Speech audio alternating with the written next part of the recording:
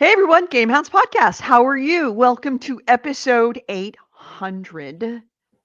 And I was hoping to do a bit of a reunion today, but couldn't.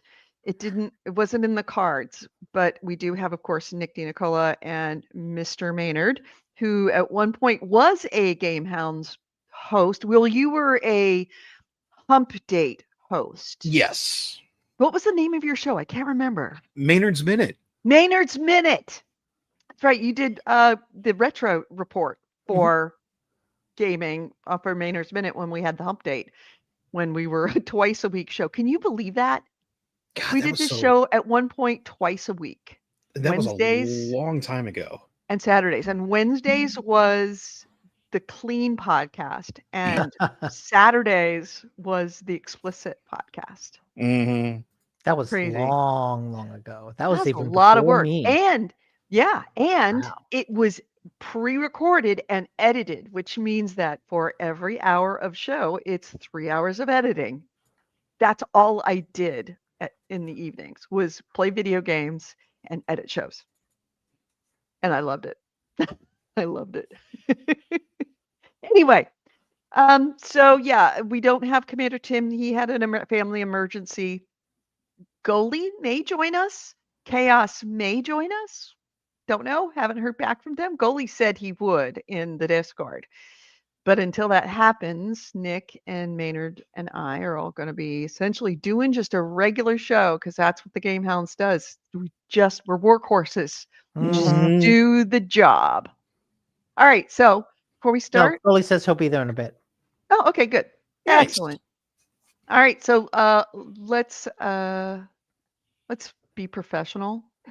And I'm sorry, I couldn't say that with a straight face. Let's be professional and start the show.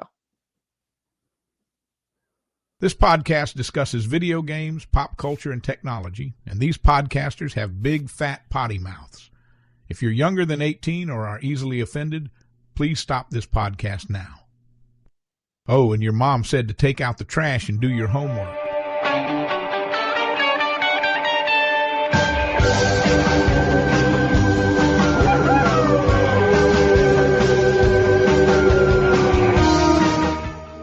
Hello and welcome to GameHounds. GameHounds episode 800. We are recording this on November 23rd, 2025. I'm Edie Sellers, and in absolute stupefied that 800 episodes. 800 episodes, and I've been on almost every single one of them. Mm-hmm. Yeah, Ryan Good Stevenson Lord. says happy 800th.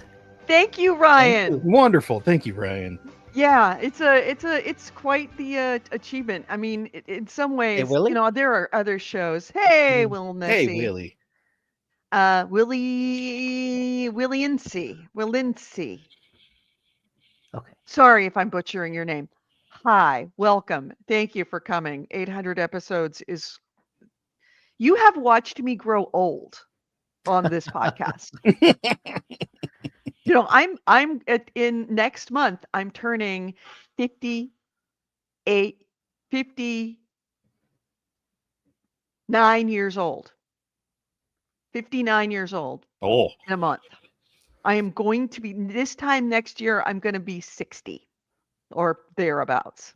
Yeah, That you're is- old. Jeez. Oh, so old. Wow. I know. Oh, It makes me is still feel like a crazy kid. to me that I am getting to be retirement age. That is insane to me because I do not feel near 60. And then, Nick, I'm sure you don't feel 40. Jan, whoa, that's old. That is old. I know. But No, considering yeah, I started this show don't. and I was in my 40s when I started the show.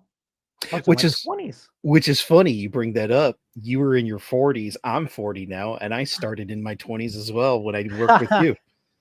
That's right. All of us have kind of Mhm. grown up. Nick, you were in your 20s when you started the show. We've all grown old together. You are my oldest friends. Even my childhood friends, I'm still not, they're either gone or moved on, and I don't have any friends that I've known as long as you guys. Yeah.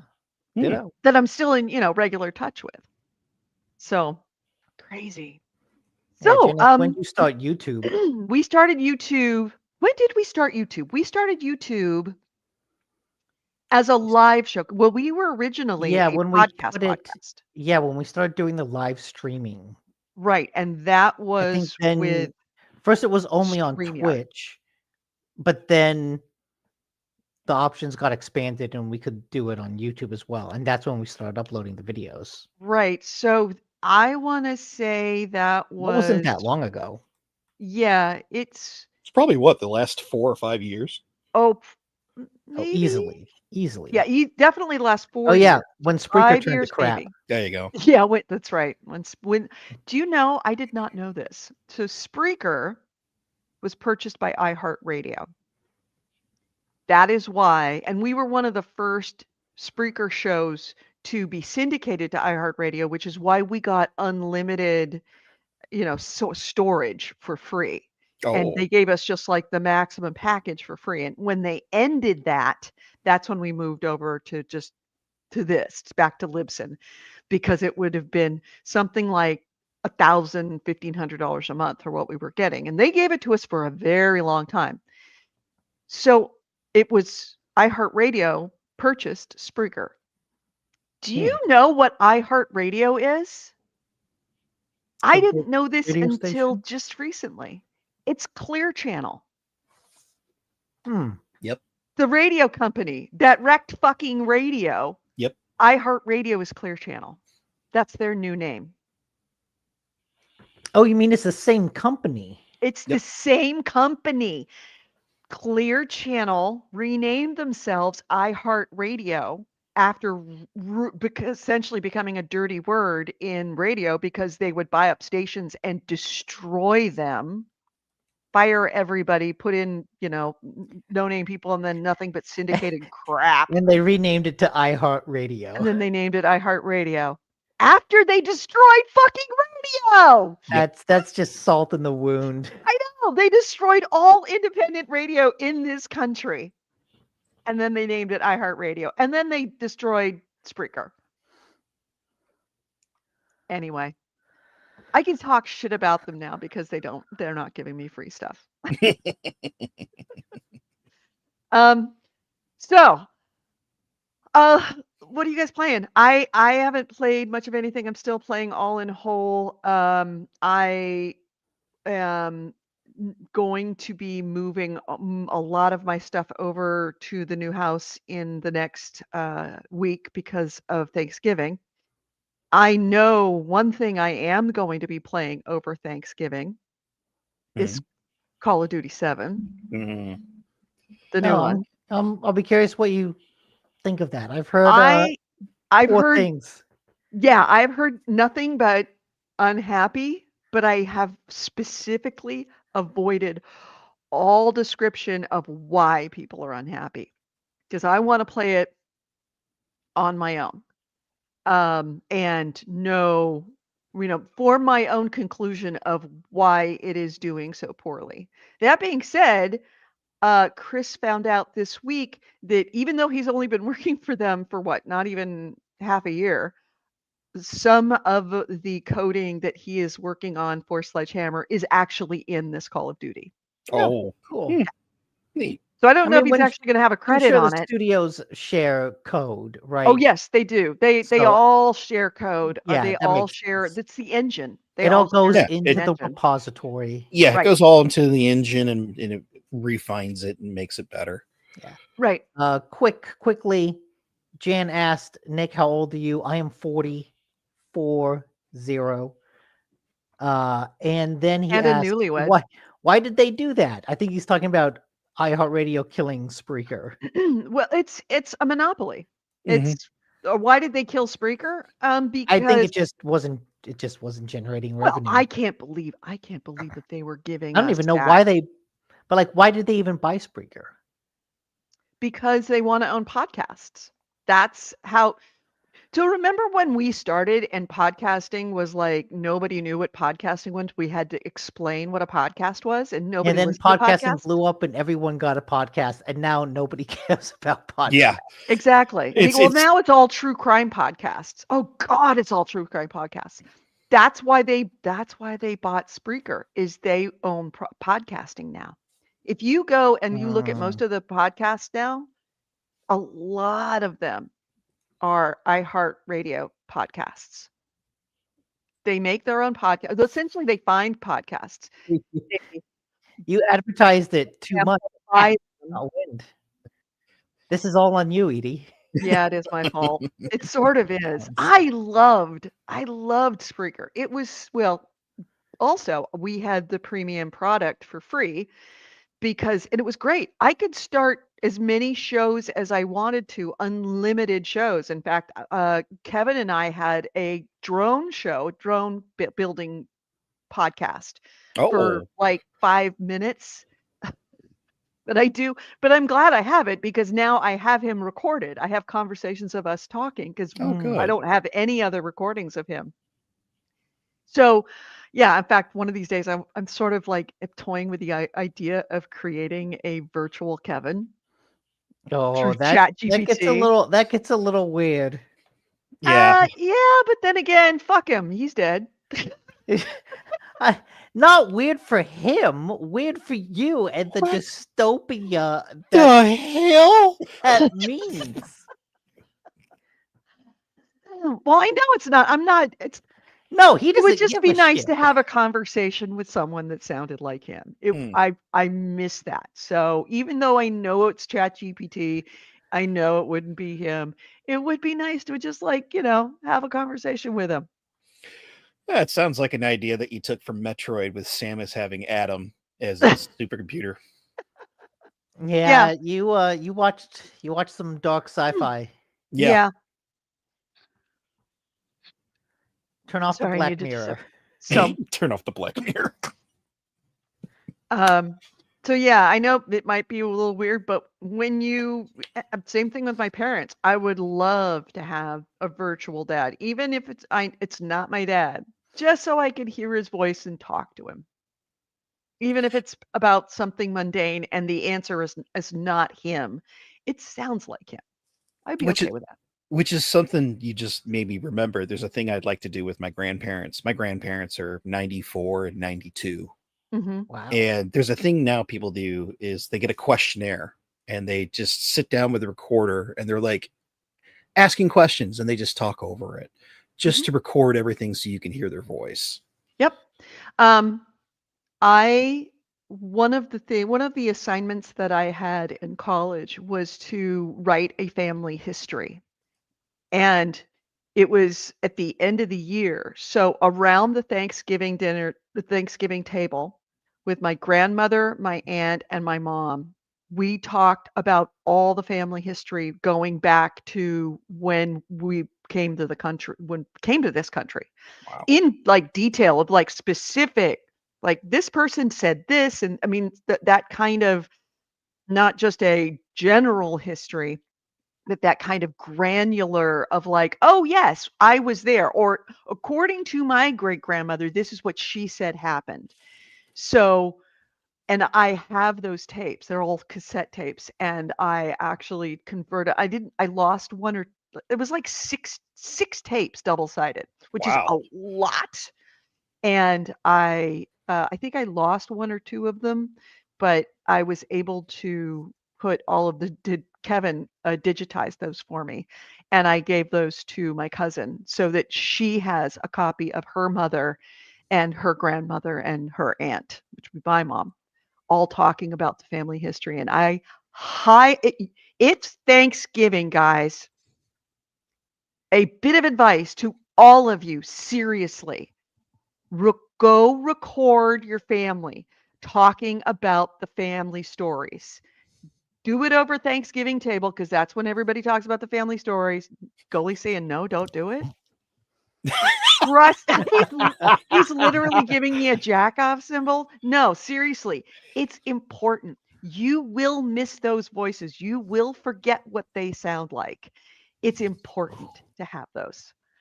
Also, it's a 22-year-old Edie.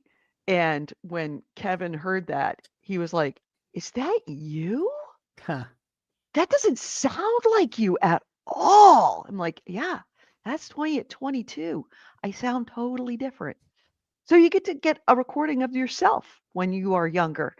And when you're an old fart like me, it is kind of cool hearing yourself talk and saying, "Wow, that was me with my grandma." It all just brings all that flood of memory back. So do yourself a favor.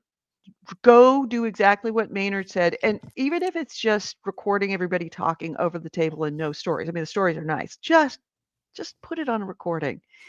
In 40 years, it's going to matter. And it's going to be something that everybody in the family wants. Anyway, that's my advice to you for Thanksgiving. That's We my good have deed of the day. Goalie has just joined us in the chat. Hello. Goalie! Hey. What's going on, boys and girls? How's everybody been? Pretty Good. good. Contemplating mortality over here. Yeah. Yeah. I'm thinking about slashing my wrist after that story. I don't know. Oh, Hey. So, I mean, when you're hitting 800 episodes, you start to wax poetic about your past, Mhm. reminisce like an old fart. Yeah, back You're in my turning- day. You're turning 59 this year too, right, Goalie? Yeah. I'm only a couple months behind you. Yeah. Yeah. Wow. Well, I So, would have thought 60 years old. My old Yeah. drummer started posting videos of us playing in the band in the club back in '92. And I was like, I don't even recognize myself. My hair was down to my ass. I was thin. I was just totally hot, singing on stage. And now here I am. I hate leaving the house, and I don't Grumpy do old nothing man. anymore. Now it's like, yeah, just let me watch the TV. I remember watching my grandparents waste away. It's like, you guys, all you do is sit in chairs all day. And I'm like, man, that sounds pretty good right about now. you're like, they Yeah. had the right idea. Yeah, it's Mhm. like it's so hard to get up out of that chair. I mean, they used to watch QVC. That was when QVC was new, and so let's do this is great. Let's get this for Dave for Christmas. And they punch it on the phone and call up and call in, and oh my gosh, that's what they did all day long. But anyway, Oh, so I how- always swore when I was a kid, I said, because I'd be listening to AM radio, I loved AM radio. KFRC in San Francisco, and Dr. Ruth Westheimer, we're here talking sex the all day long. time we're going to talk sex. But I would listen to KFRC was a top 20 AM radio station, in that classic way where you had DJs and stuff. And I would listen to it, and my parents are like, "It's our yang yang." My mother called it yang yang music. All this yang yang music. And I remember thinking to myself, when I get old, I will never, never lose touch with popular music. I will always be on top of popular music. I cannot fucking stand popular music Dude, now. oh Oh my God, God. unfucking listenable. Let me tell I you. have become my parents. Let me tell you, Yacht Rock Radio is your friend. Actually, That's all I Oh. listen to. Christopher Cross, Amazon? 24 hours a day. That's all you need. That's all you need. Amazon Music has a playlist called Gen X Dad Rock. They have Dad Rock channel and then the Gen X Dad Rock channel. The Gen X Dad Rock channel is great. It's fantastic. So I highly recommend that. Taking notes right now. Yeah, you'll be Thank- there one day. Nick will be there one day too. Yeah, Yeah. but I do have lots of rock stations, and I am Going yeah, to there's- put that rock there. rock will keep you young. There's Mhm. always new. The Yacht new Rock Radio things. is great. It's the same like 10 or 12 songs all day long, but they're so like Edie said, AM radio, driving around in the car with your parents. That's the type of music they play. And it just brings that innocent time when you were a kid, or in the summertime, jumping in the pool or the lake, and just not a care in the world. And it's just it's We did not know how good we had it. We really, No. really didn't. no, and you fight so hard to become an adult as a kid that when you're an adult, you're like, man, I wish I was a kid a little longer. Yeah, yeah. Oh God, you look at the kids and it's like, I would like somebody to do my laundry for me. Yeah. I would like somebody to pay my rent for me and make dinner for me. I will say this though. I will trade going to work to going to high school or school any day of the week. I couldn't Really? wait to get out of school.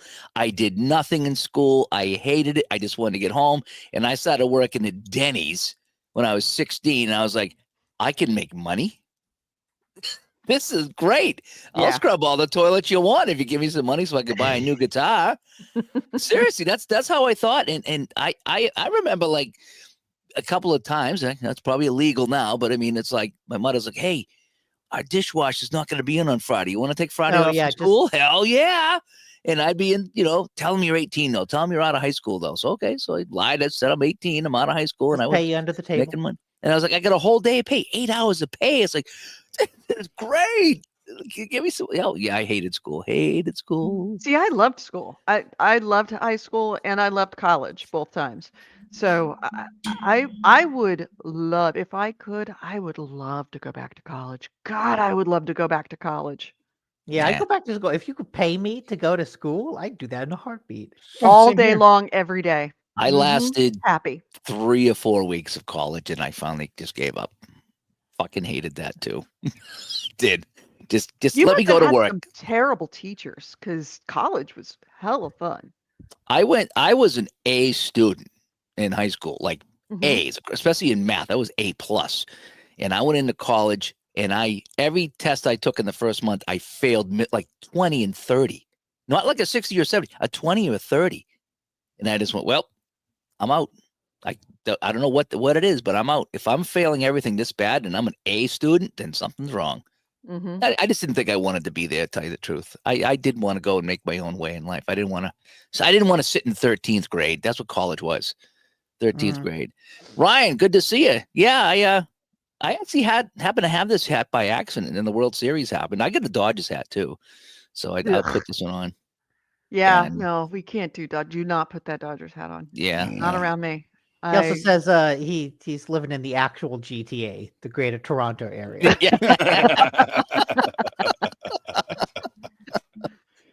So what's this? I'm sorry, go ahead. AC Ray says nowadays you have to spam links in Discord and multiple podcast episodes to get a new guitar. Yeah, Yeah. I actually because bought a guitar. I bought him a guitar, right? I saw that. right? You had to put it. You bought it from IKEA, right? No. Does IKEA sell guitars? No. No, Oh, but he had to I- put it together from what I remember. If I follow the Yeah, no, conversations correctly, he wanted the parts and to put it Yeah. together because he wanted to make You- it a custom guitar. you bought that sucker one string at a time. One string at a time. Yeah, we did it online. We did it live too. We did it live, buying him all the pieces and setting it all up to go send it to him. So yeah. That's awesome. That's awesome. That really is. Yeah. And if you're interested, Goalie does have his own podcast, Digital to Dice. I know we've mentioned it on the show before, but if you are listening for the first time or coming back, Digital to Dice. It is Goalie literally is Digital to Dice. He started with the GameHounds as digital gaming and has now gone into dice gaming and tabletop gaming, especially tabletop sports gaming. You are actually now, we've shrunk because we've switched our time so many times. You're now much bigger than we are by a long shot. You had your own convention, Goalie. Yeah. Yeah. And we have another. Digital and to this one's gonna Dice be- Con. This one's going to be bigger. Yeah, it was in Connecticut, right near the Foxwoods Casino. We did it last May, and it's sold out. We had 75 people, and this year we're doing it again. And we've already sold like 30 or 40 tickets out of the 75, and so people looking forward to going. And we have vendors and table, like developers, and just so people bring their games and show it. One guy unveiled the new hockey game at the show. It was kind of neat, and just people from all over playing, and it's just a bunch of old dudes hanging out, having a good time is what it is. And it was a lot of fun. It really was. So we're doing it again next year by popular demand. What are the dates of it? May 14, 15, 16. So Thursday, Friday, Saturday in May in Connecticut, Preston, Connecticut, right next to Foxwoods Casino. Hmm. If you've ever been there. Nick, It's like, do you want to go to the Digital to Dice podcast or Digital to Dice Con together? I don't know what I'm doing in May. it's Well, you're going between to Digital to Dice. it's between a couple of it's between like Father's Day or whatever day, and then like the Memorial Day. It's in between those. It doesn't fall on that weekend, so that's the only place they had. But yeah, we have a full room full of people, and we play game. We have raffles and stuff, and it's yeah. There's a handful of conventions during the year. We just copied what other people did, but it was our own. It was Digital to Dice, and we need to infiltrate and do a special show called Dice to Digital. Digital to Dice. I'm converting. I'm untransing. Yep.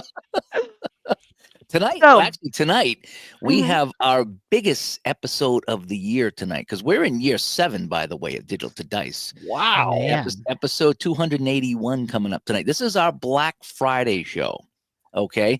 And what happened? Yeah, Digital to Dice Con is the website. Yes, thank you, AC Wraith.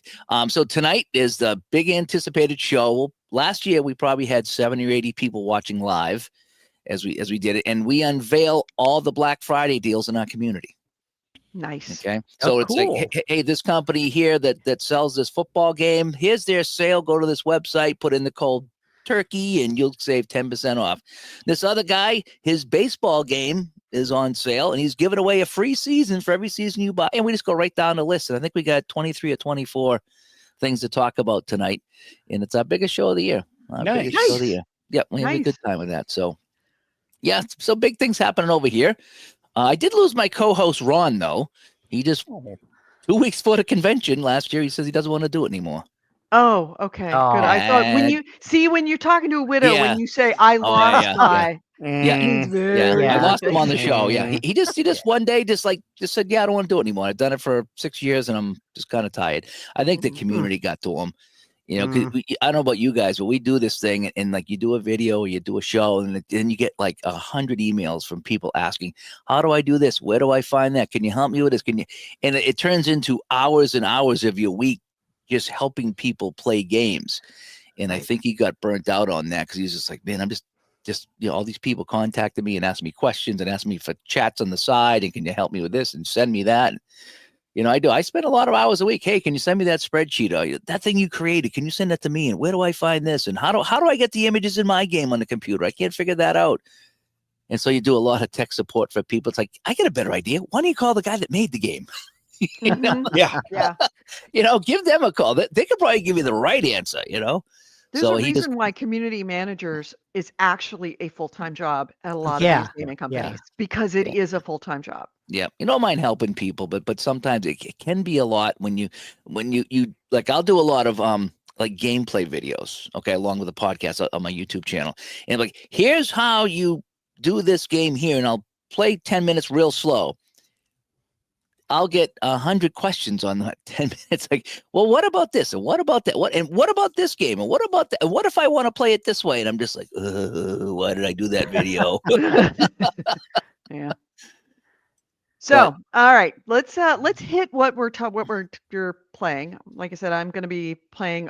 I haven't played anything this week, but next week I am going to be playing Call of Duty 7, because I want to find out why everybody hates it. Yeah, and I haven't looked. I haven't saw looked, the hate. and I I don't know what it is either, but I saw that there was a lot of hate coming from that. So, yep. Has anybody played the Oblivion that just come out? No. I know it's been out for a while now. Yeah, the remaster. That was I only played it for a couple of weeks or so. That was great though. Yeah, it really was. Yeah. It was like, that was out of nowhere, because I had just bought Skyrim again and started playing that on Steam. I did. I get the itch every couple of years. I get the itch to play some Skyrim, and then Oblivion come out. I was like, oh wow! And they made it more like Skyrim than Oblivion. So wait. Oblivion how did they relate? Which one is better now? Because you played them almost back to back. Yeah. Skyrim will always be the best. Yeah, but fair. I have 300 some odd hours in the Skyrim, so I've kind of done it all. Oblivion, I never even come close to finishing. So that was gorgeous. I mean, if you saw it on Steam, and even on my computer here, which is not fantastic, it's like, wow, it was beautiful. And it played close to Skyrim. Skyrim still played better, I thought, but at least Oblivion didn't play like Oblivion of old. Oblivion of old was really difficult. Yeah, as far as Skyrim just smoothed everything out. It was fantastic. So Oblivion was more like that. So I really enjoyed that. I got a lot further, had some fun with it, started to realize what was going on in the game a little bit more, and then I kind of got away from it. But Which one is better? Well, I would say the Oblivion update. The graphics are so much better. Really. It's using yeah, what, in significantly. Unreal 5 now on that one, if I remember. I don't know. I don't remember what it was, but it was good looking and it just played smooth. So, again, Skyrim will always be my favorite game. I don't think anything will unseat that ever. You know, unless Ookie Bookie Spelooky 2 comes out, then you never know. Because Ookie Bookie Spooky 1 was so good. I mean, I'd never played a 5-minute game so much in my entire life. You know, it was so good. It's a 100-hour game. It is amazing that the longevity of that joke that was a throwaway for like, Nick's always just playing these like ookie bookie spelooky indie games. That's all it was. That's all it was, and it has gone. It seriously is still alive. The ookie bookie spelooky. Wow. I don't even know what game I was trying to make fun of. That's how long ago it was. It was like I was trying to think of a game and I couldn't think of the name of it. And I just splurted out something. It could be literally anything. Yeah, it could. I was out you guys this way in June. I don't know if you guys know that I was in Colorado in June. Yeah. Oh, well, I know you were in Colorado, but you do realize that is 3 states away and not your size states, our size states. Yeah, but it's still way closer than I am now. That's true. I could almost smell you guys as farts from where I were, you know? You're kind of halfway there, about like maybe 2/3 of the way there. I was many hours away from my house. Yeah. Yeah, definitely that. You know what I did? So we were in the mountains. We were just outside the Rockies, just south of Denver. Mhm. And I was there 3 or 4 days. The first 3 days, I did nothing but drink water. Yes. Seriously. Yeah. Like the Hilton had this big jug of water in the lobby. And so then I go in the conference room, go back out. I must have went back out like 20 or 30 times every day, just filling up water. By the third day, I was like, anybody else drinking a lot of water? And the guy from New England goes, yeah, I've been drinking for 3 days and I can't stop. Mm-hmm. It was weird how much water you just drank out there. Yeah, it's especially in the altitude, and you're in a mile high city. With that altitude, it gets very, very dry, and it was always strange to me whenever I went out to see you. You always had a humidifier on in the house, and I was thinking to myself, really? Because it is so damp out there by our standards, because we're used to that kind of that dryness. Yeah, but when you put the heat on in the house, it gets so dry. That's what Right. it is. That's when, and I realized that's what it is it's the heat. But even with it, it's like, God, well, we get a lot of rain and standards snow. Yeah, so it's snowing out right now, if you can believe it. It's Really? Yeah. I looked outside before I come downstairs, like, holy cow, it is like a blizzard out there. It's just a little squall, but it's like that's our first snow of the year. It's early. That came early this year. Yeah, but so we have a lot of wet out here. It's always wet, So. And your summers are just absolutely fucking miserable. I'm not gonna lie. Yeah, they are. Yeah, but Truly. September, October makes up for it. It's September, October. How the pilgrims got off that fucking ship and didn't just get right back on and sail back? I do not know. It must have been September. Because if they got off in June or July, they would be getting back on the ship. Nothing to see here, just alligators. Yeah, don't come to my area during the summer. You'll die. Yeah. You're in St. Louis, right? Yeah, area? that's right. Yeah, you'll probably get shot, right? Yeah, that's one thing. That's probably one thing. Don't come to my area. You'll it? die. Yeah, well, I know. I've seen the crime rate. Is it that bad, really? Well, depending on what areas you go to, but I'll tell you this: if you go outside, it's tougher. If you stay inside, you're all right. You go to North County, you go to East St. Louis, you're done. You go to Washington Park, you're done. But we have both the elements, and we've got crime rate that's like ridiculous here in St. Louis. I have heard that you're kind of Methville too, like South County. Yeah, that's South County hillbillies. Ding, ding, ding, ding, ding, ding, ding. Hold on a second. I'm going to continue to let you guys talk. Please do. I need to go close the shades because I'm starting to get hit by the sun. Nick, what have you been playing? I've been playing Thank you, Nick. Thank you, Nick. Maynard, what have you been playing now? I've been playing. I've been playing some Ookie Bookie Spelooky because I've been playing a weird MMO. It's like a Really? MMO single player hybrid called Where Winds Meet. So it's free to play, and it comes with all this free to play bullshit. Like the menus are absolutely god awful. It's taken me at least an hour to figure out how do I change equipment, and because there's two sets of equipment. There's like the equipment for your stats, and then there's your what you look like, your costume. So you're putting on armor that you can't see. And so it's like, wait a minute, what is going on? Oh, that's because you want to sell me skins. So all of the armor I get, I can't actually see on my character because you have a bunch of skins you want to sell me. Are the menus worse than Witcher 3 original menus? Oh yeah, absolutely. Because Oh. there's so much in the game. It's like, hey, here's all these activities, all these fishing things, all these dancing things. It's like 90% of this doesn't matter to me in the moment, but it's all there. But anyways, the reason I've actually kept playing the game is because the combat and action side of it's actually pretty fun.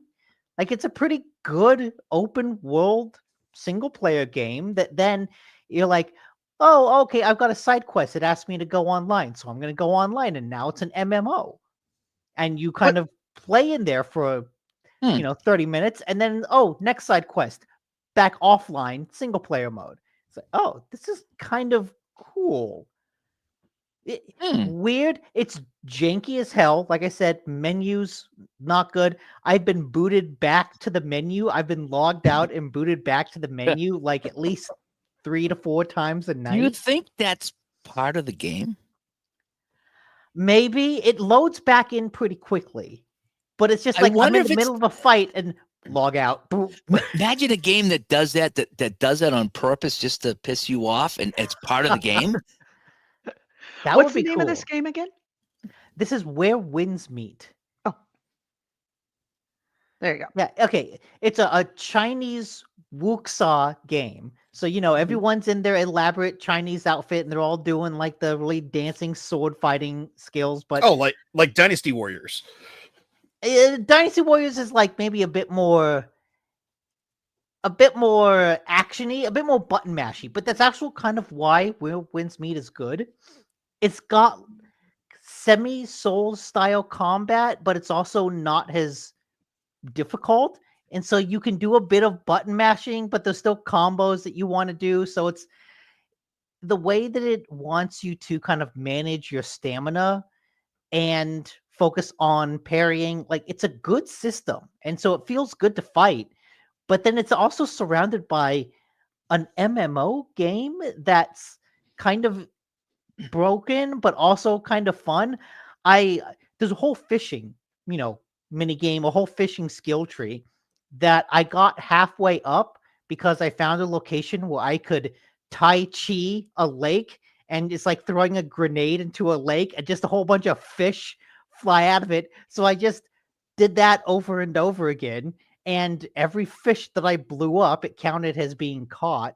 So all of a sudden I'm halfway up the fishing skill tree because I keep throwing magical Tai Chi grenades into the lake. But that's kind of what makes it fun too, because now I'm considered a great fisherman. But it's a strange game, but really compelling. Not for the story, just for kind of seeing what else the world offers. Oh yeah, Sorry, it took me a while to get there. Yeah. Yeah, So that's the game. We're done talking about it. You can take the video down. So is this free, or did you actually have to pay for this? No, free to play, completely free. That's surprising. Like, the whole thing is free. It's aggressive with its money. Like, a lot of skins cost $30. But it doesn't throw them in your face. It's not that every time you open the menu, it's, hey, here's the thing you can buy. So it really is a full-fledged, pretty fun, open world 3D action game with a pretty big budget, pretty good controls, that's all free. It's just that there's all this stuff along the outside of it that's all live service, free to play mechanics. Are you limited to one skin, or can you get 4 skins? You can get 5 skins. You can get all the skins. You can get multiple 4 skins. I'm just wondering because now I'm interested. Yeah. My God, come on, goalie, Jesus Christ.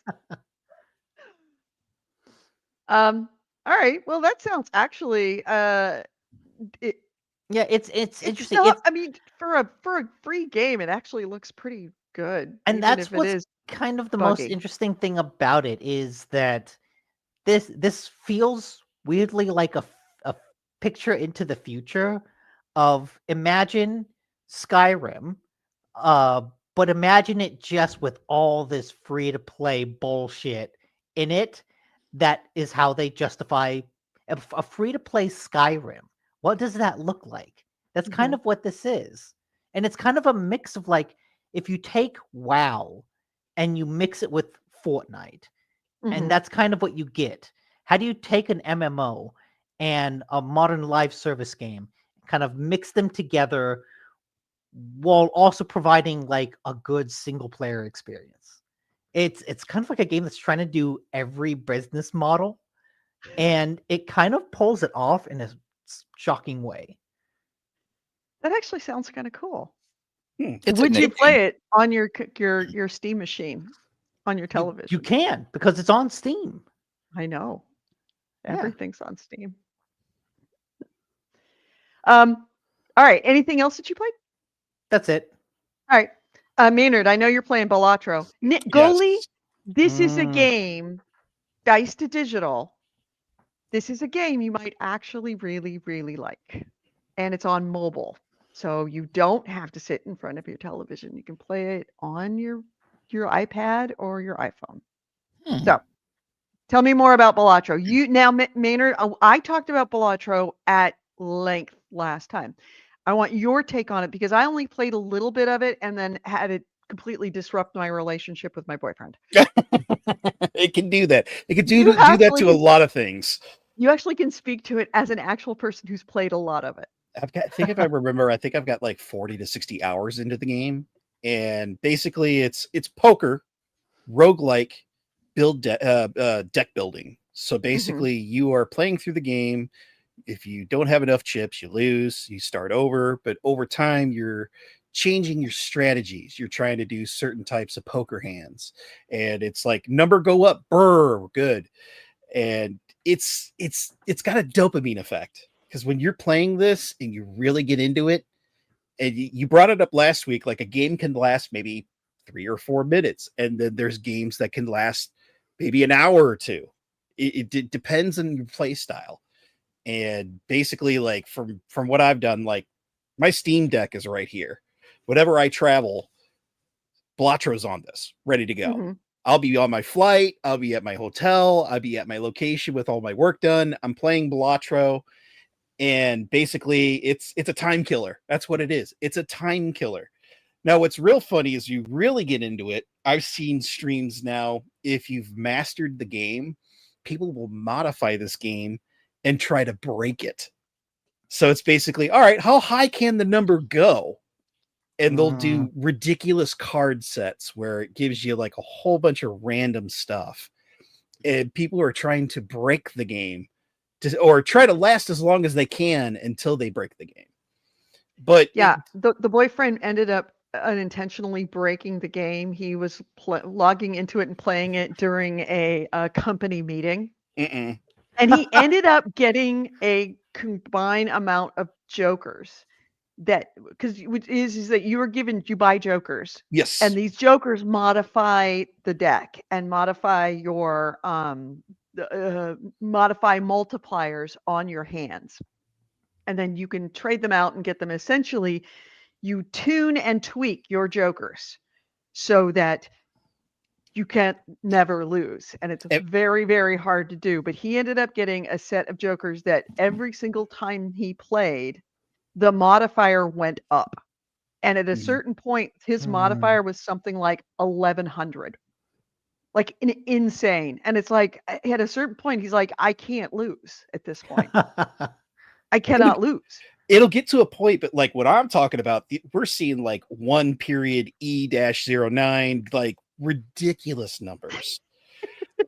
But I will say this, there are a couple of strategies. I always say if you can get, there's certain decks have certain specs that you can do. There's a, what is it? The double, it's a double something deck. Save up you get these double tabs. That's what they're called. I think double tabs. So that way, whenever you skip, you get 2 instead of 1 or whatever the prize is. Because you can skip around to actually, take a chance and say, okay, I'm going to open up an Arcania pack and I want to get, instead of 1 pack with the double tab, you get 2 packs. If I've had it to a point where I've had 12 double tabs and had all negative jokers, which don't affect any of your other jokers, where it lets you go out of the limit. Because as you see on top, you can only get 5. Certain decks you can do 5, certain decks you can do 4. You can get modifiers, so you can get like a 6 or a 7. If you get a negative joker, the negative joker doesn't apply to that count. And I got a feeling that's probably what he was doing. He was doing a negative joker run.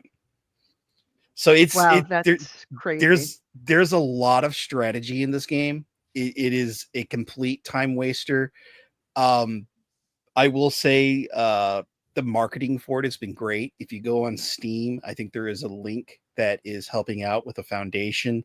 They have a calendar coming out next year with Ben Starr as the little Joker character in it.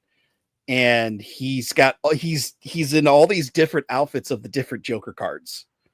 And they're freaking hilarious. Yeah, I remember hearing that he did some video ads dressed up as the Joker. Yes. And funny enough, it's like, I love this game to death. I have it on almost every console that I have. I have a physical of it on Switch. I've actually got the deck of cards you can purchase that you can get. I actually have a little Jimbo doll you can get. That's how much I love this game. And it's just a little game, but it's so good. So if you want a major time waster, Balatro, you wonder why it won so many awards the last 2 years. It's just that good. Yeah. Anything else you're playing? It started on Elite Dangerous. Did the training mission. I got some friends of mine who recommended that. Is that a space game? Is that yes. Space? Okay, yes. I think I have that one. It's based off the Elite series, which is like Elite is known since, if I remember, the BBC Micro was the first release, which is a UK PC. But it also got ported to Commodore 64 and the ZX Spectrum. It's a very old style game, but then now they've modernized it and it's got multiplayer and you can buy ships and you can explore the galaxy. I like to say it's more like No Man's Sky New Game Plus. Kind of like that. I haven't gotten really too far in it. I've only played about an hour or two. Went through the training session, went through the flight session. But I've got friends who play it a lot, and I've watched them play it online, and it's pretty impressive. They like to play on Twitch. They'll play on stream. We'll all gang up and watch and play. But is it story based or is it just open world, choose your own adventure sort of thing? It's both. It's both. Okay. So there's a little bit of a story. There's a little bit of lore, but it's more of you can do whatever you want. You can go mine asteroids. You can become a pirate. You can move freight. You can go be a hacker. You can do that. You can do all of that. And more so for it on sale, like the deluxe edition's $10 on sale. So it was kind of an easy purchase for me. Lastly that I've been playing, Goalie, I think you're going to hate me on this one. Been playing a Carmageddon Max Damage. Oh my God. I'm still waiting for my copy of the game. Do you want me to just send you a copy? No, I don't want to. No. You sure? No. You sure? I'm still waiting for my copy too. Don't worry. And my T-shirt.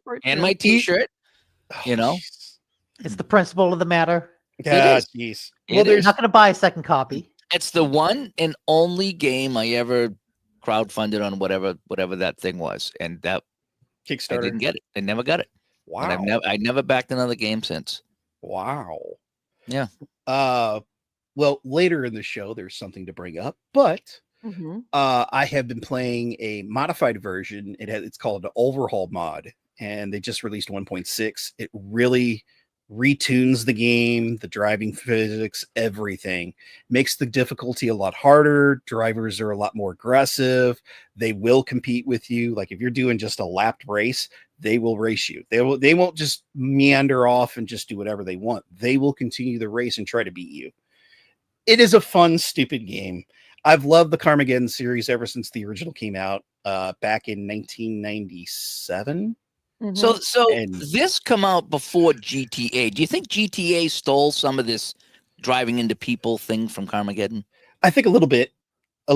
They came out almost in the same time.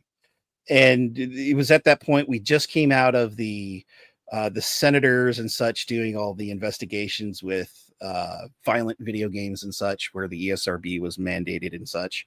But I do think, if you make a game like this, you're going to get publicity. And I think GTA might have stole a little bit of it, because it wasn't just driving around and running over people. It was doing crime. And both are great. I got no complaints. But Carmageddon, to me, I played more Carmageddon, and I just love this game to death. And I still play the original. I've got an old Pentium 2 in the back that I play the original Carmageddon and Carmageddon 2 on, which is great.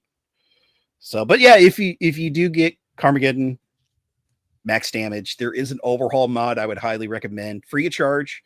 Just do a little bit of some installation files, and it really tweaks the game and makes it a lot more fun. Yeah, in general, this was the game that for me that really solidified my love of gaming. And just the only thing about it is that it was terrifying to play this game for like a few hours and then get into a car. Yeah, I gotta go get some milk. Yeah. It's like at a certain point, you're like, you have to remind yourself, do not turn into the other cars. Do not yes. hit Yeah. the pedestrian. Now picture this. Picture a younger kid that, 17, 18 that just got their license that wasn't mature like us. You know what I mean? That's a serious issue. You know, it's funny. You bring this up, and it's like I almost had the same scenario when Burnout 3 came out. I just got my driver's license. Oh, God, So- yeah. That's Such why a they fun don't make game. arcade racing games anymore. Oh, it breaks my heart. It breaks my Mhm. heart. I will say too, another fantastic thing with Carmageddon. You guys know what the lore of that game is, right? Like where it originated from. No. It was supposed to be at first a what was the movie? Mad Max? Death Race? Yeah, it was supposed to be based off of Mad Max. Oh, okay. It was supposed to be a Mad Max game. They lost the license. They tried to get another license. It fell through, but then they made it very similar to it. Death Race 2000. Right, Huh. Death Race. Yeah. Okay. Yeah, that makes perfect sense. David Carradine and Sylvester Stallone. Mhm. Man, that was such a good. It's just a stupid B-rated movie, but I love it to death. It's such a good movie to watch. That's all I've been playing. Huh. Even though I got this nice, massive, large compilation library behind me, I've just been playing a little more modern stuff recently. We don't talk about the Yeah. backlogs. No, Yeah. That's no. a dangerous road to go down. What happens on Steam stays on Steam. Yeah, true. Whatever happens Or in what happens this in room, the Steam sale stays at the Steam sale. that's true. All right. Well, you know what? We might as well just continue on like doing it a regular show, but with a 4 set, which I am happy. Well, actually, I gotta head out. I got things to do before Oh, my okay. big show tonight. But I did want to come by and say congratulations to all you guys on 800 shows, and Thank you. and here's to another 2 or 3 more. Yeah. Yeah. I mean, Just remember, do if it, something Greg. happens to That's, me, Goalie, we don't you want need to to stay come around back too and- long. If something happens Oh. to me, that you have to come back and do the show to replace me, Goalie. Just so you know, I put that in my will. You got some big shoes I gotta fill there. I mean, how do I look at Nick and smile like he really means something to the show? I mean, that's an art all on its own, So, Practice. It is. so I got to Nick, bring this you're up. so Then. smart, Nick. What are you playing, Nick? It's so great watching you, Nick. Oh no. No, you're doing a good job. Keep it up. Come on. See, this is what worries me. It's like, I don't know if Goalie would ever contact me, but all I'd have to do is just slip a copy of NHL 94 and be like, hey, I'm there with you, buddy. Come on now. You know, I'm not cheap like that. I'm not cheap like that. What is it? An original copy? Could be original copy. I Alright, can get my access on that. Yeah. All right. All right, Goalie, thank you so much. And again, Yes. if you're ever interested in finding Goalie, and if you want to watch his Black Friday show tonight, what time is the show tonight? 8:00 Boston time tonight. Eastern. So that'd be Yep. 5 o'clock Pacific, 8 o'clock Eastern.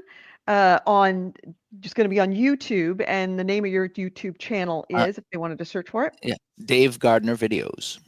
Dave Gardner Videos. And the Yeah, show Ryan again Stevens is says, Digital Today. Great to see you again, Goalie.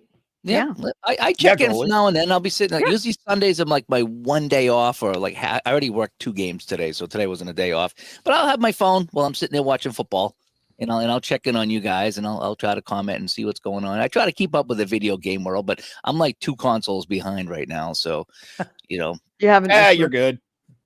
We actually just put away all the PS4s and the Xbox Ones, if you can believe it. We had them still hooked up upstairs, and we were doing some cleaning. I was like, you know something? We haven't turned these on in like 3 years. And so we just unplugged them. I lost all the cords. I got an Xbox One that's missing a cord somewhere. I'm like, how do you miss a cord? But we are. So I can't even sell it now.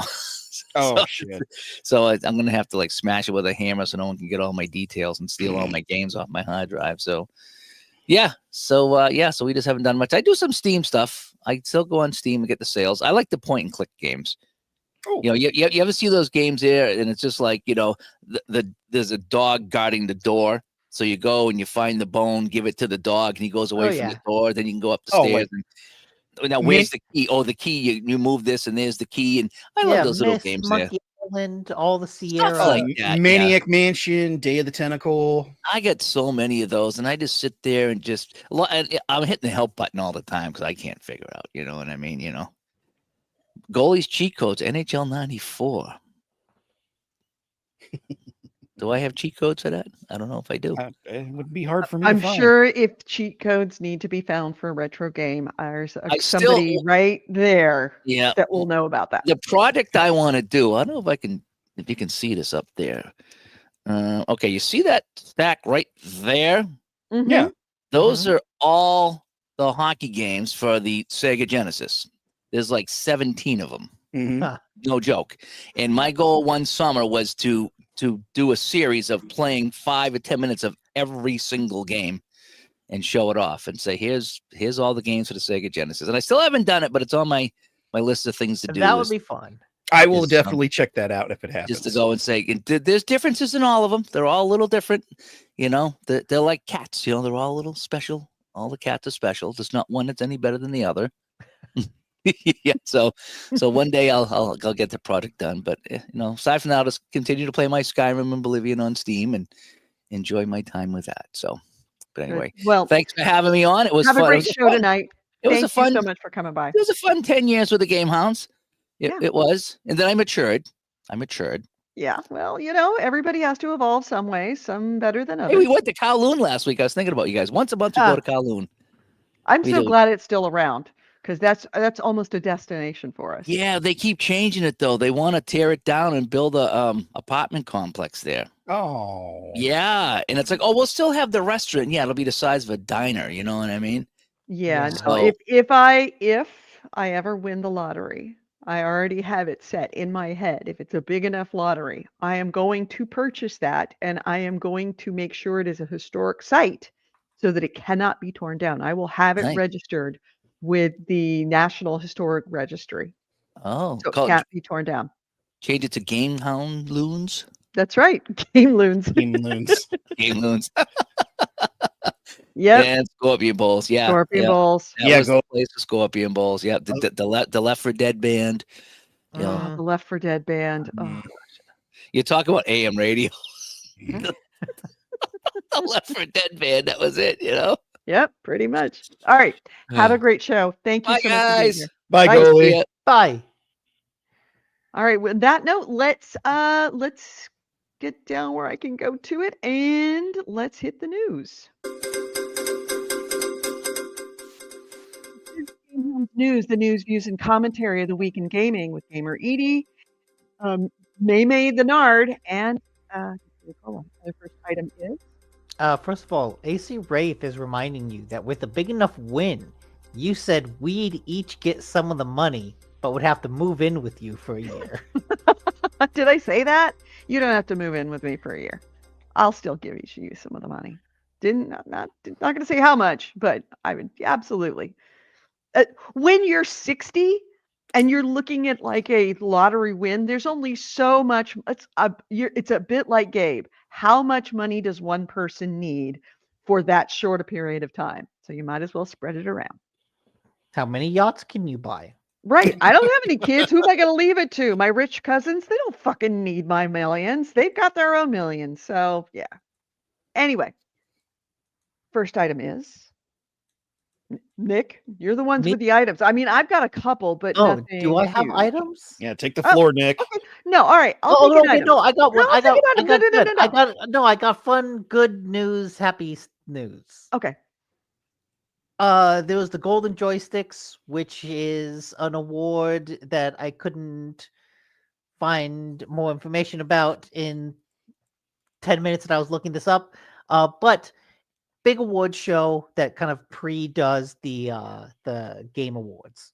And in this case, Claire Obscura like really cleaned up. It tied Baldur's Gate 3 with 7 awards, one for Best Soundtrack, Best Storytelling, Best Visual Design, Ultimate Game of the Year, Studio of the Year, and awards for Jennifer English and Ben Starr for Best Actress and Best Supporting Actor. Wow. I've got to play this game. I've got to play this I'm game. surprised you haven't yet. Yeah. Like I swear to God, the intro is like you'll play the intro, and the intro is just like you walking around this town as everyone prepares for the expedition, and the way that it builds up and the way that it kind of teases out the world. By the time you get on that ship and that ship launches out there, you're like, this is like the start of a really great TV show. And just like you're sitting there like, I am along for this ride. I want to see what happens next. I probably will very shortly. I know I keep saying that, but yeah, it's getting closer now to a Yeah, so thing. yeah, best intro of any game I've played. Oh, Brian Stevenson said that. Yeah, Yeah. it's okay. All right, I'm down. So interestingly enough, though, Expedition 33, we talked about it. It was nominated. I mean, we might as well morph this into the Game Award nominations Yes. being out. Oh yeah. They yeah. were not nominated for Soundtrack of the Year, even though their soundtrack, I think we talked about it, is on the top 10 of most played or most streamed soundtracks in classical music. No, wait. Is it not for the Game Awards, or are you talking about the Emmys? Oh, They were sorry. That was the nominated- Emmys. My bad. The Emmys. Sorry. Yeah. That's my bad. They weren't nominated for the Emmys. They were nominated for the best soundtrack for Game Awards. Game Awards, I'm sure. So yeah, tell me more about the Game Awards nominations. I haven't gone over those yet.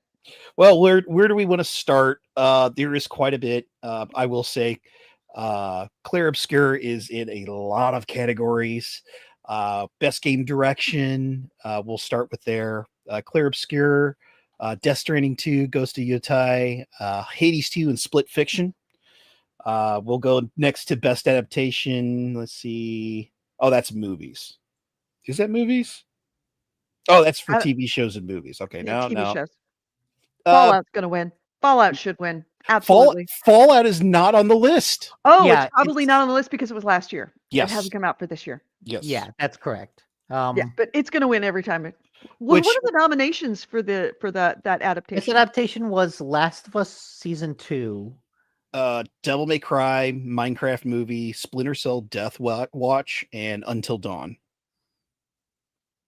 Oh, yeah, it's kind of a low, low bar this no year. standout. Yeah. No, the standout is The Last of Us Season 2. Yeah. Because that might be the only good one. Mm. I don't know. I haven't seen Splinter Cell or Devil May Cry, but I don't know. I got suckered to watch the Minecraft movie. Please don't do that. Yeah, Oh. no, I didn't. Thank God. That was a day that that it was a Sunday that Claire and Chris went together and Ugh. without me. But thank God, because yeah, I had no inclination. He kept on looking at me like it's a gaming movie. I'm like, no, it isn't. No, No. no. Does Chris know what Minecraft is? Of course, he's got a Okay. daughter. He's got a teenage daughter. He knows what Minecraft is. That's what I mean, I assumed, but still to be like, you want to go to Minecraft's games? You want to see that? Is like, it feels Yeah. the kind of thing, you know, your grandma saying, "Oh, how many Pokemon have you caught today?" Yeah. Best narrative: Claire Obscura, Expedition 33, Death Stranding 2, Ghost of Yatai, Kingdom Come Deliverance 2, and Silent Hill F. Glad to see Kingdom Come in there in Yeah. a couple categories. Yes, Absolutely. Best art direction: Claire Obscura, Death Stranding 2. You see the pattern that's going on here? Hmm. Like 4 of the 5 games are almost the same thing.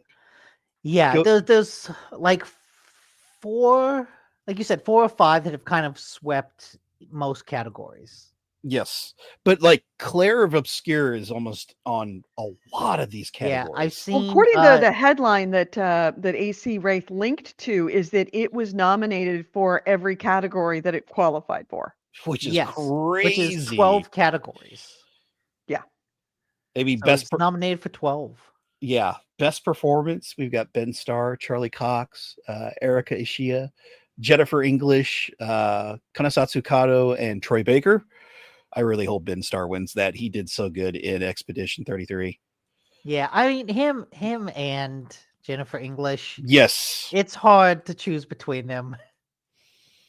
But it's just now we're getting into the categories like let's see here: best innovation and accessibility, Assassin's Creed Shadows, Atomfall, Doom: The Dark Ages, EA Sports FC 26, Yeah, South of Midnight. I did finally, if you go to their website and you click through to vote on the categories, there's a link for this category that will actually tell you what these games did to be nominated for best accessibility. Okay, that's actually pretty cool. There's nowhere else to find that information.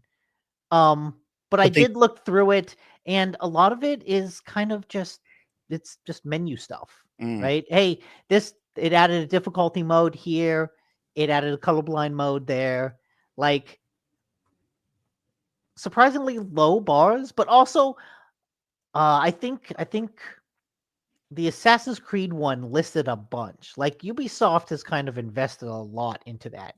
Just the number of options and settings you could do to tweak the difficulty and the visuals.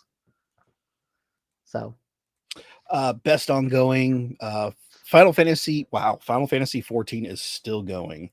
Fortnite, but Helldivers 2, Marvel Rivals. I got some friends who play that. I never really got into it. Really shocking, No Man's Sky. They are still on their redemption arc. I feel like the fact I've that No heard Man's that the Sky is still nominated proves that it has to win. Yes.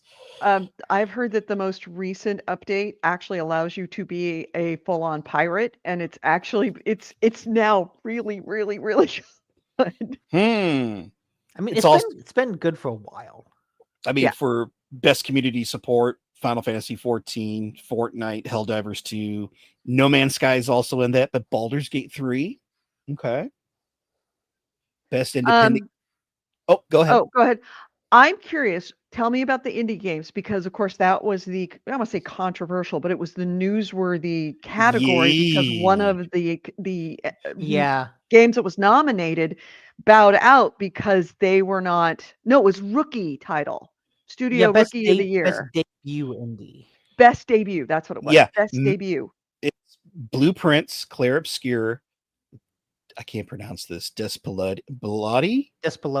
Okay, and Dispatch. Which, by the way, I think Dispatch should be getting an Emmy Award on that one. I've seen such good things about Dispatch. I gotta play it. Very good. I've actually played through all of the seasons that are available. Oh. But the one that did bow out was Mega Bonk. Mm-hmm. So they're no longer on the list, correct? Yes, they're not on the list. Were they replaced by anyone? Are they? No. Okay, so it's only a 4-game field then. which is quite weird. I've never seen this before of somebody pulling out. Yeah, and it's Well, but that- also strange. Like, their argument was that they're a seasoned game developer. They've worked in the industry for a while, so they didn't consider it their debut indie game. Right. They 'Cause had other games they've done under a this different before. name. Which is fair, but I also feel like debut indie game, it often refers to groups, right? Like Claire Obscura is nominated for debut indie game because it's Yes. the debut of Sandfall, which is a new studio, but it's made up by a bunch of people who've been in the industry for a while. Ex-Ubisoft members.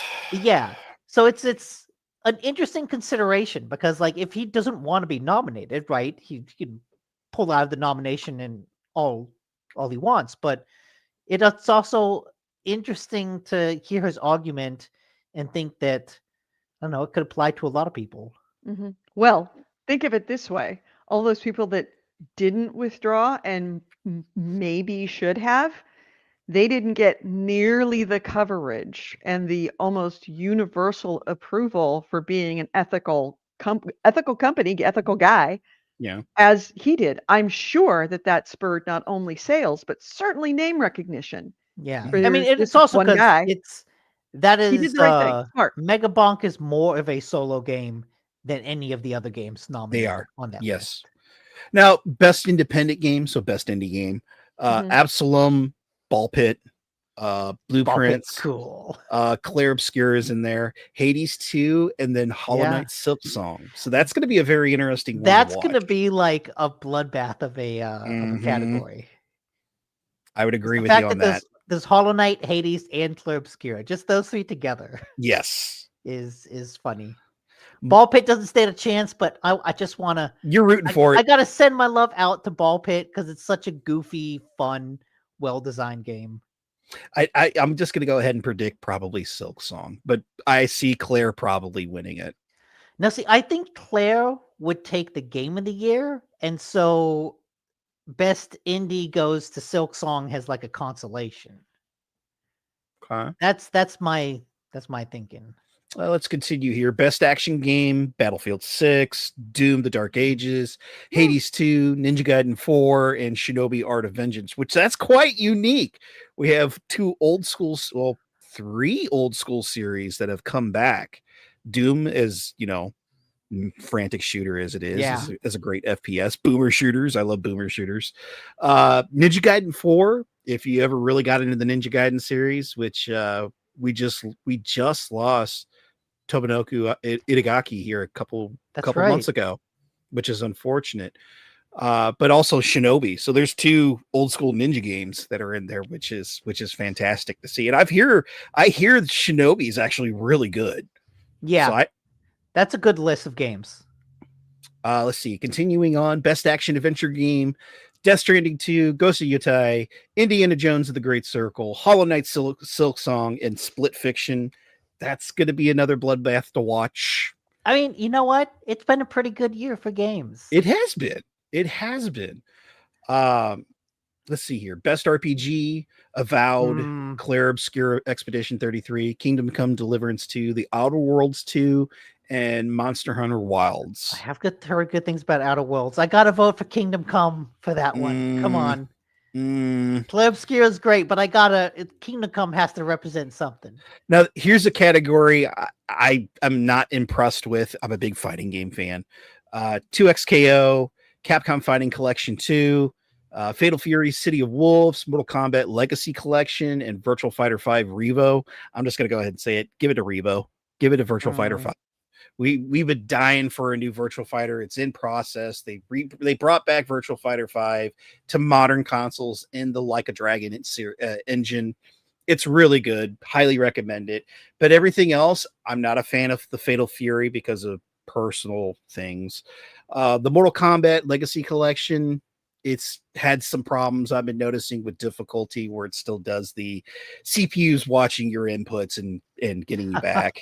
2XKO I've never heard of, but the Capcom Fighting Collection 2 is actually pretty good as well. But I want Sega to win it. Let's see here. Best family game: Donkey Kong Bonanza, Lego Party, Lego Voyagers, Mario Kart World, Sonic Racing Cross World, Split Fiction. Why is Split Fiction in there? That's quite weird. I don't know on that one. I'm going to be honest. Like, I haven't started Bonanza yet. I got bored with World pretty quick. Haven't played the Lego games. Crossworlds I heard is pretty good, and I haven't played Split Fiction, so I don't really Yeah, have. I heard the Lego games were really good. Voyagers, and was it Lego Party? Right? Yes, It was yeah, the Lego's Lego Mario Party. Party. Yeah, I heard on Giant Bomb they were actually saying that they were enjoying that more than the latest Mario Party. yes. Best sim strategy game: The Alters, Final Fantasy Tactics, The Invalis Alters. Chronicles. Oh, okay, yeah. That's good. Jurassic World Evolution 3, Civ Myers, Civilization 7, Tempest Rising, and 2 Point Museum. I really hope Final Fantasy Tactics wins it. You know what? It should win it, but also that's kind of unfair because it's the best tactics game ever made. And so, like, of course, they should just name the category. Yeah. Instead of best strategy, best sim strategy. Oh, it's the Final Fantasy Tactics Award. Oh, it goes to Final Fantasy Tactics. Final Fantasy Tactics presents the best, blah, blah, yes. Blah. Another category I love, but unfortunately they mix it a little bit. Best sports and racing: EA Sports FC 16, F1 2025, Mario Kart World, Rematch, and Sonic Racing Cross Worlds. Cross Worlds. I'll just give it that. Oh, interesting. AC Wraith is in the chat saying 2XKO is a free-to-play fighting game based on the universe of League of Legends. Really? Oh. That's not what I would have thought. And yeah, it reminded him he needs to watch Arcane. You should watch Arcane. Arcane is great. What happened here, Edie? I just saw something come up. No, it's all handled. Bands. Oh, okay. All handled. Handled. Very got good. A spammer and wanted him off my screen. Bad. Anyways, continuing. Best multiplayer: Arc Raiders, Battlefield 6, Elden Ring, Night Rain, Peak, and Split Fiction. That could be tough. That's a tough one. A lot of positive things about all those games. Mm-hmm. I've got another Discord group that are playing a whole bunch of Arc Raiders, and I've got one group that's playing Battlefield 6. So it's like, holy crap. Let's see here. Most anticipated. Oh God, please shoot me. I mean, this is obvious. Yeah, it's do we really need to conversate on this? No. Okay. Then let's move on. Best creator content of the year. Ookie Bookie Spelooky will win it hands down. Esports, no. Oh yeah. Oh, you want to talk team? Ookie Bookie Spelooky. Ookie Bookie Spelooky. Best athlete, best team, player's voice. Yeah, that's about it. That's what's going on. If I remember the events on the 11th, it is supposed to be on Twitch right here. I'm not sure if it's not on like a cable syndicate channel. Didn't we talk about how that the Game Awards are going to be on it's Amazon this year? Oh, it's Amazon. That's right. Yeah, Amazon Prime. Yeah. Okay. So you can actually watch it on your TV instead of watching it on your computer screen. I mean, I can watch YouTube on my TV because TVs have YouTube now. I've got that's the world we live in. I can put it on my TV. I've got my computer connected to my third monitor, which is a 40-inch TV in here. I know. I know. We will talk about that, by the way, coming up. We machine again.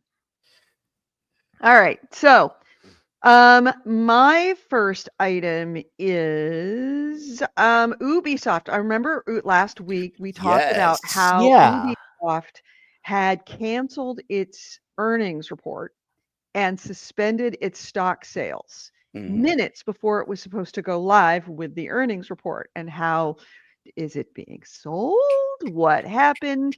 And Nick and I had a long conversation about never ascribe to malice what can be ascribed to incompetence.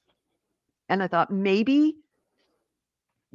something was wrong with the numbers. And I said it was really unlikely because they have professionals working in these offices.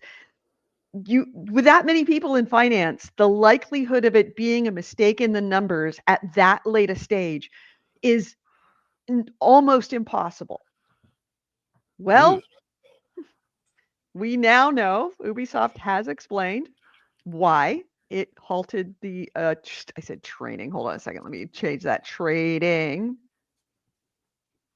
There we go.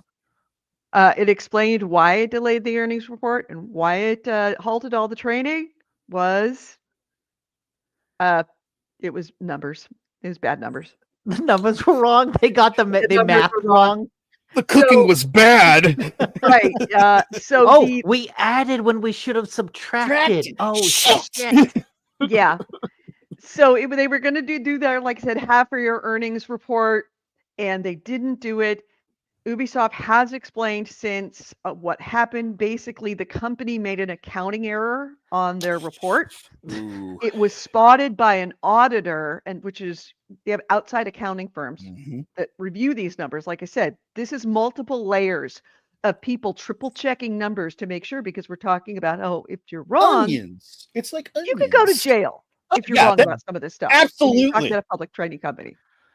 So apparently this outside auditor, an accounting firm, looked at it and said, whoop, whoop, whoop, whoop, and reported that to them, that there was this mistake, and it was a kind of mistake that violated it. It was non-compliance.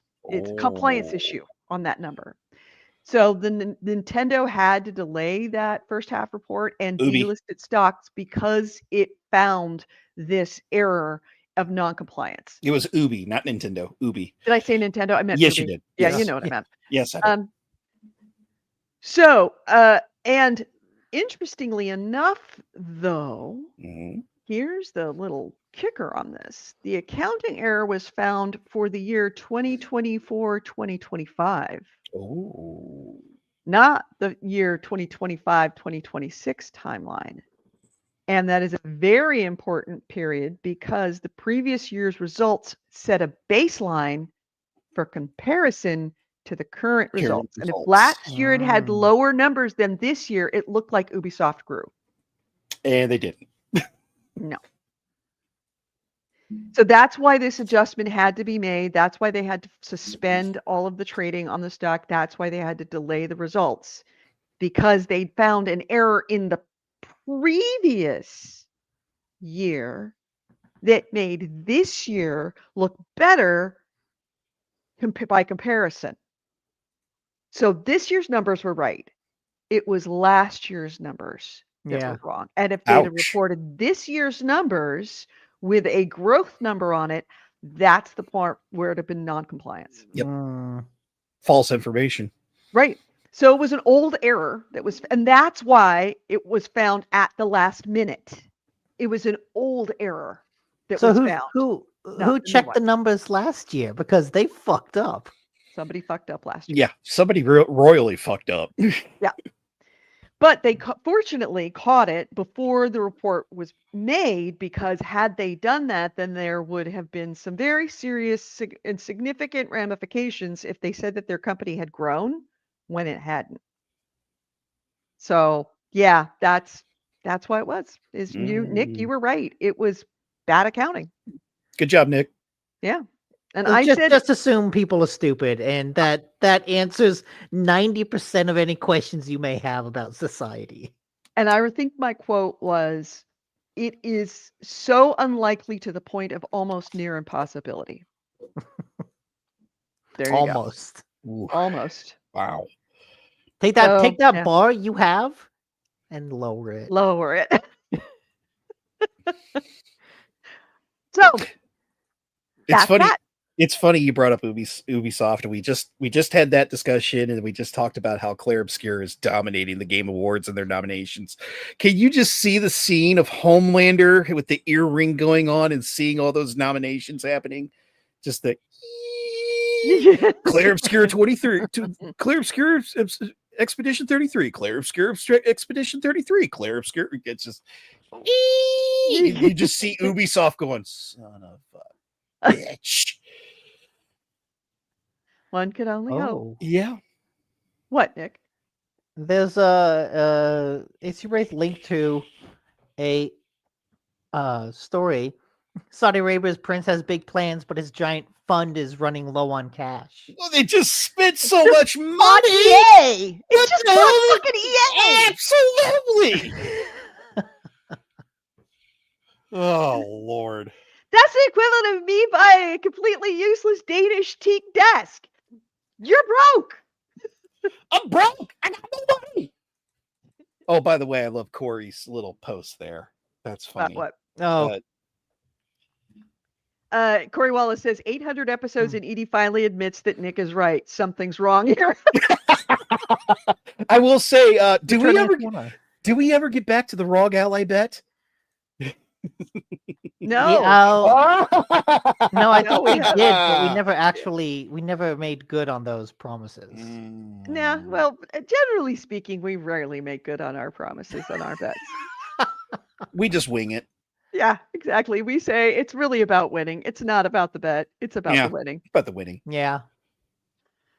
All right. So next item, Nick. That's kind of all I had. Okay. Maynard. Yes. I have some information up. How does this work? I've never done this. Do you want me to present this to you guys, or? Yes. Go ahead and just start talking. Okay. What I have here, earlier this week, a big item in the retro game community has released through Analog, the new Analog 3D. It is the new FPGA N64 that has released and is a very unique device. So you guys are probably wondering, what the hell is an FPGA? Field programmable gamma ray assembly, if I remember correctly. Basically, this is the future for old school games.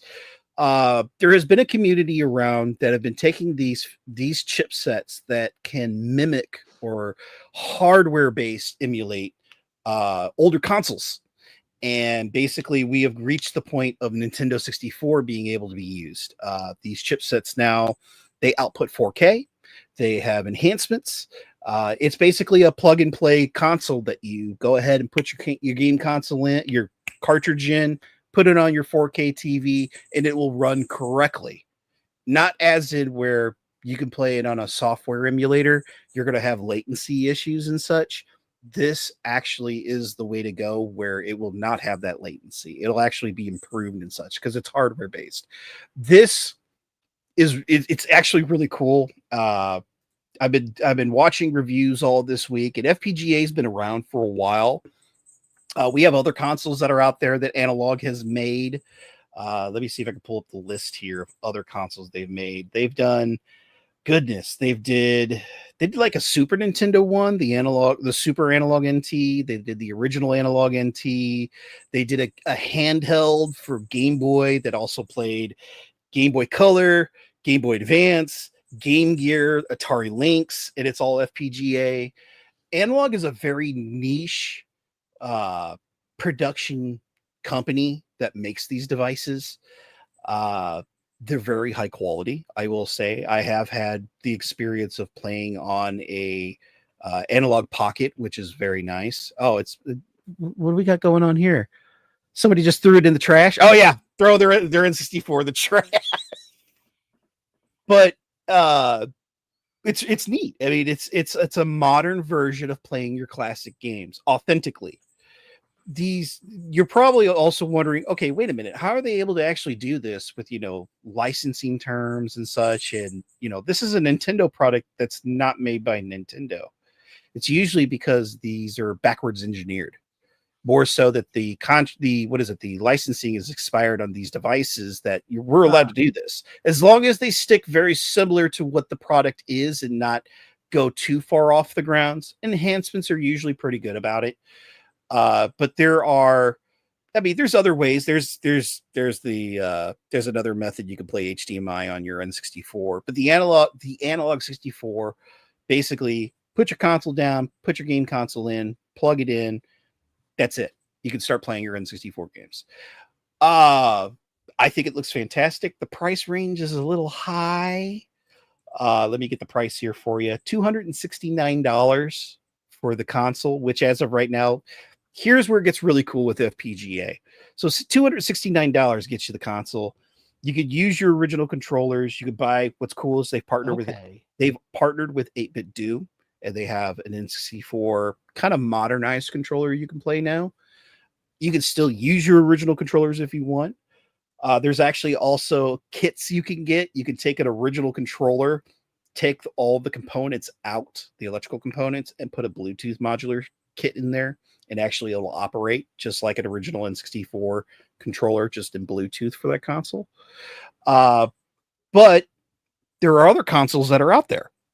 When I was just at Portland Retro Gaming Expo a couple weeks ago, back in October. I had the opportunity to experience the Mod Retro's Mod 64 as well, which is another different N64 counterpart. It's a different version of what Analog has made here. Same type of technology and such, FPGA based, 4K gaming, all that. But here's the weird thing. I don't mind, what the technology is. Mod Retro is owned by Lucky Palmer, which was weird. I got to meet Lucky Palmer. They've also make the Chromatic, which is another FPGA based Game Boy. Plays Game Boy Color. It's not available yet, but they did have a demo unit at PRGE. It was pretty neat. I sat down, experienced it with a couple of friends of mine, playing 4K Mario Kart 64. It was actually pretty cool. Just sitting there, no latency, nothing. And just being able to play our old games now and a true, how should I say this? It was just like playing in front of an old CRT. I've got a giant 27-inch CRT sitting right over here. But now we're able to play on modern displays. And it looks crispy, it's clean, it's beautiful. But let me get a little further here. So this FPGA stuff's been around for a while. And this is the console that I'm looking forward to. It's called the SuperStation 1. The FPGA, this is all the future of retro consoles. Now, the SuperStation 1, it is being developed by a team over in Hong Kong. What's that gentleman's name? I can't remember. That Tim told me. But here's the shocker. This one's kind of based off of Mister, which is the program that actually uses these FPGA chipsets. And Mister kind of opens everything. So you know how people play games or emulate games, they download the ROM, or what they should be doing legally is I take a disk down, I rip the disk, I take that ISO file, I put it in an SD card, I put it in this FPGA, it runs. That's my own backup copy. I can do that. This is how it works. And basically what's really neat is this is more PlayStation based. So the console itself for the SuperStation 1 looks like, do you guys remember the original PlayStation where it was the smaller version? There it is right there. And this is the one that I'll be purchasing. I've already got my pre-order in. There is a dock coming as well too. It'll do the same thing. It'll play. It's mainly PlayStation based. If he lifts the front, you can actually see that it actually has PlayStation ports on it. So you can use PS1 and PS2 controls, which helps with latencies. It also has memory card features too. So you could use your original memory cards. Can it do PS2 games? Not just PS1. Just PS1. We haven't gotten that far on that technology. Yeah. We're getting there. The Mister program's been around for quite a while. We actually have everything from what it sounds like from I think it's Atari 2600 up until about PlayStation, Nintendo 64, and Sega Saturn. That's right around the area where we're at. But the accuracy on these things are like 99.8%, like almost playing on a real machine. Some of these, which with the program that they use to change the FPGA chipset inside, it's called a core. And there are official cores and unofficial cores. Most of the official cores are pretty dang accurate. I mean, some of them are actually perform better than the console from what I've heard. But what's really neat with the SuperStation 1 is that this device has the ability to actually play not only on modern displays, so you can play on your 4K, 4K monitor, 4K TV, 60 frames per second. Oh, it's pretty. You could actually play this on older monitors too. It'll have composite, it'll have RGB, it'll have component, S-video. This device will allow you to play on even older TVs and actually have that authentic feeling of actually playing on a CRT with newer tech, which is really cool too. I'm actually very excited for the expansion deck you'll get with this, which will have more USBs on it. But this is going to be the first time that disc-based games can be ran on an FPGA setup, from what I've seen. So you could take your original copy. Like if I pulled a PlayStation game down here, put it in the disc drive, close the disc drive, it'll play just like a PlayStation. Nothing. That's Nope. crazy. This is where we've gotten at now. Yeah, I know that I've gotten old because I have old PlayStation discs that I've saved up. The retro console scene has now caught up to me between the N64 and the PS1. It's like, oh, yeah, this is my childhood. Yeah, this is the equivalent of that moment when the songs from your youth are now car commercials. Yeah. Ugh, yeah. It's a pretty good comparison. Mhm. Now, what's really cool, Except in a good way, because like this lets me play those games again. yes, it allows you to play it on a modern display if you wanted Yeah. to. That's ease of access. If you're more technical like me, yeah, maybe I'd like to play it on my CRT here. Or what's really cool, I have in my other office where I do my normal work days when I'm working from home, I have a small professional video monitor. It's only like a 10-inch monitor, but it does full RGB. It's like one of those monitors you see at a television station. But you can put the direct signal into it and get the cleanest analog signal you can get. And it is so pretty. You would not believe how you could take that, you could get game consoles that old that have that ability, what's called RGB, and putting that pure signal into a display of a PVM and just get crisp, beautiful, pure colors. It's so good. So if you guys are seeing here, you see how in the video we're seeing this front end. See how it's very simplified and all that? Well, a good friend of ours is working on that software, Commander Tim. Yes, he is. Cool. He's part of the Zapparoo team, which this is how I discovered it, because he came to me because a long time ago, before I left the show, he was selling a whole bunch of old Super Nintendo games, and I bought them. I've still got them. They're over here in this cabinet. One of them was an Earthbound. He even asked me, he goes, "Do you still have my Earthbound?" Absolutely. I'm not getting rid of that damn game. It's so good. He came to me, he's like, "Hey, I do a lot of FPGA stuff. If you ever need anything, let me know." Now I've got a good friend of mine. You can catch her on Blue Sky. Her name's Sky, Skye. She lives like 2 miles down the road. She does a whole bunch of Xbox data recovery stuff. She works with Mod Nation console gaming, so she does a lot of the modding scene. So I was telling her about this, and she goes, "Wait, so that name sounds familiar." I'm like, "What do you mean?" And she goes, "Go ask him some things." Like, because I was showing her, I bought a Superstation 1. So I showed Tim and I said, "Hey, I just purchased a Superstation 1. I'm finally entering into the Mr. FPGA program and such." And he goes, "Oh, I'm working on that software." What?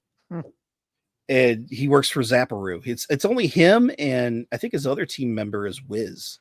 And they're the only two who work on the front end of this, that the gentleman who is in charge of the Superstation 1 program, Zapparoo has a really cool thing where you put an NFC USB device on these FPGAs and you get NFC cards. You tap the card and it loads the game automatically. So it's like having your own cartridge system, just inconvenience of cards. So instead of going through the menus, be like, "Oh, I want to play Mario Brothers," tap, loads up, plays, no problem.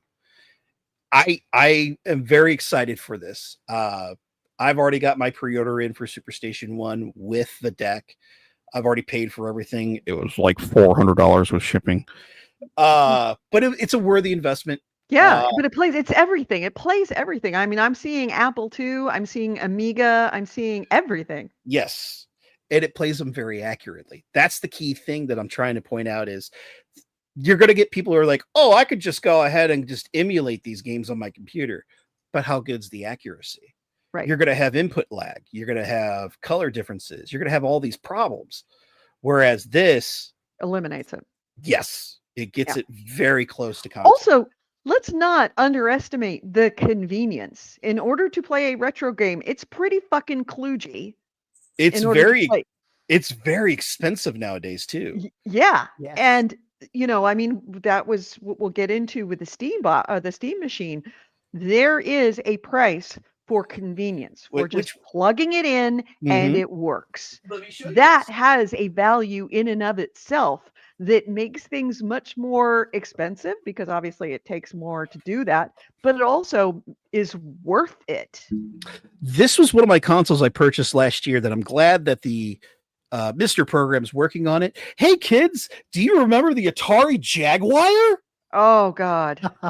64 is better than 32 and 16. Do you want to know how much this freaking console cost me? How much? About $300. Oh my God. But then what's crazy is that there's also aftermarket stuff on here. I've got an adapter on here that does RGB, so I get the purest signal. I have a device that's called an open source scan converter that puts it onto 1080p pictures, which it's pretty dang good. Mm-hmm. Just the console itself, $300. Right. And that's not the investment of that adapter I purchased for it is another $75. It adds up super quick. And if you consider it, this will not only make it convenient for the people that are already into retro gaming and make all of those expenses go away. It also makes it easy for people that want to do retro gaming that don't want to kludge it together. I am one of them. I will never would have never gotten into retro gaming, even though so many games I would love to play again, because I don't want to have to go through the back bends that I will need to put it on a TV, to put it on my TV. Yes. It opens it up to a whole new market of casual gamers who just want to play an old game. It does. It's still niche, but it does open up the market. The nice thing is that the Tempest 2000. AC Ray says now Maynard can play Tempest 2000 and I have it. Psychedelic effect. I have it. And then on top of that, I can still just do it without playing the game because I do have the original soundtrack. Oh, nice.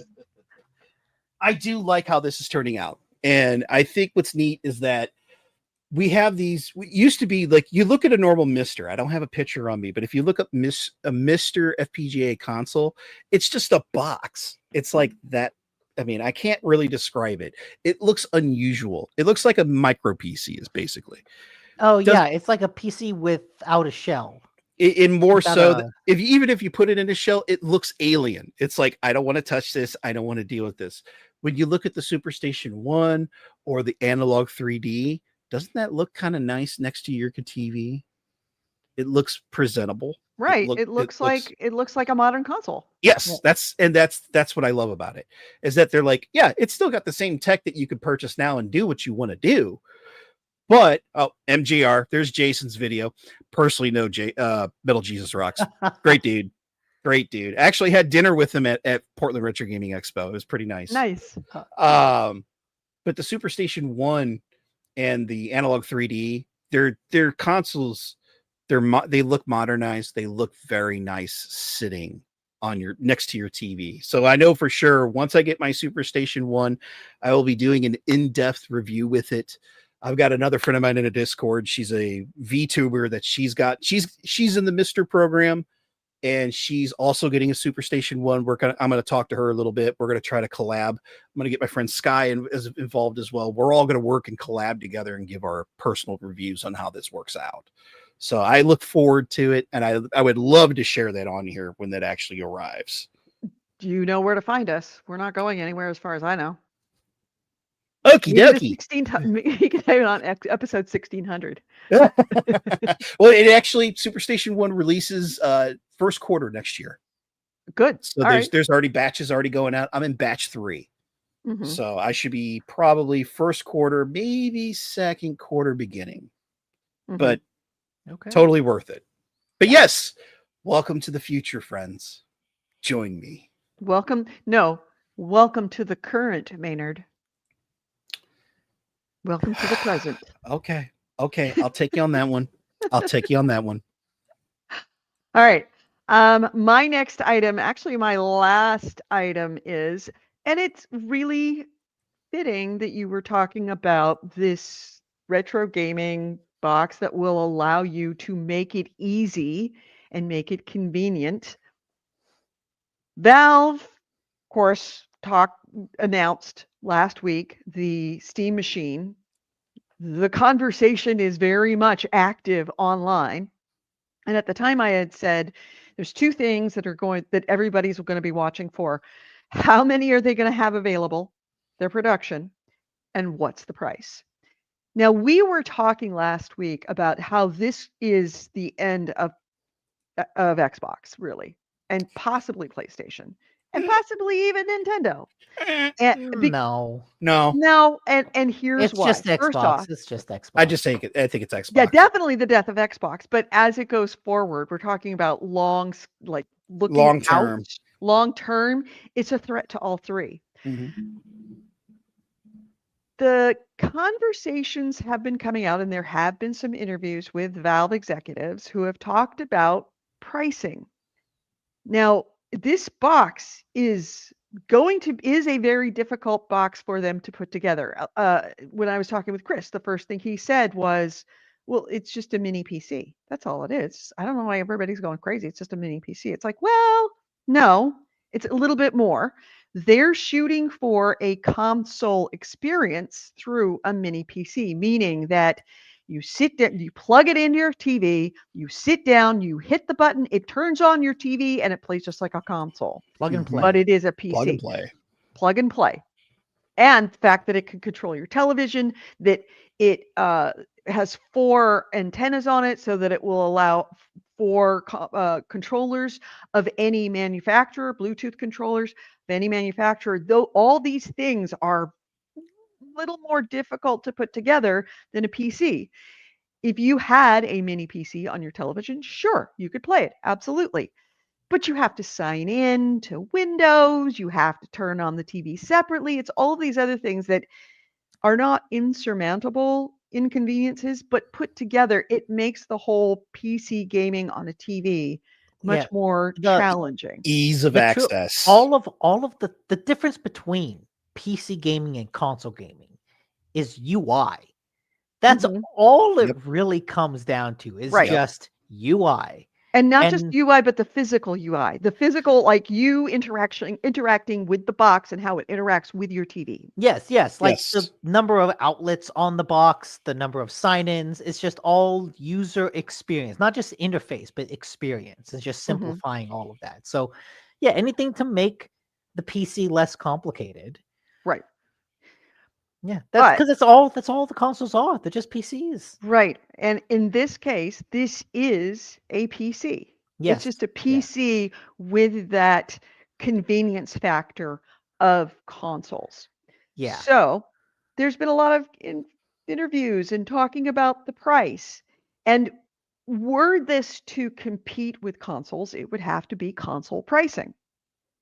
From what we're hearing for some of these interviews, they're not planning on pricing it as console pricing. It's probably instead going to be more like entry-level PC pricing, small but PC pricing, Yes. low-end PC pricing. Isn't that kind of what console pricing is now? For the high-end stuff, yeah. For the PlayStation, the PS5 Pro, absolutely. It's in the $700 range, but Do you it think- also they have a $450 range right now, especially with the Black Friday sales going on. But So- do you think the PS6 is not going to be $700?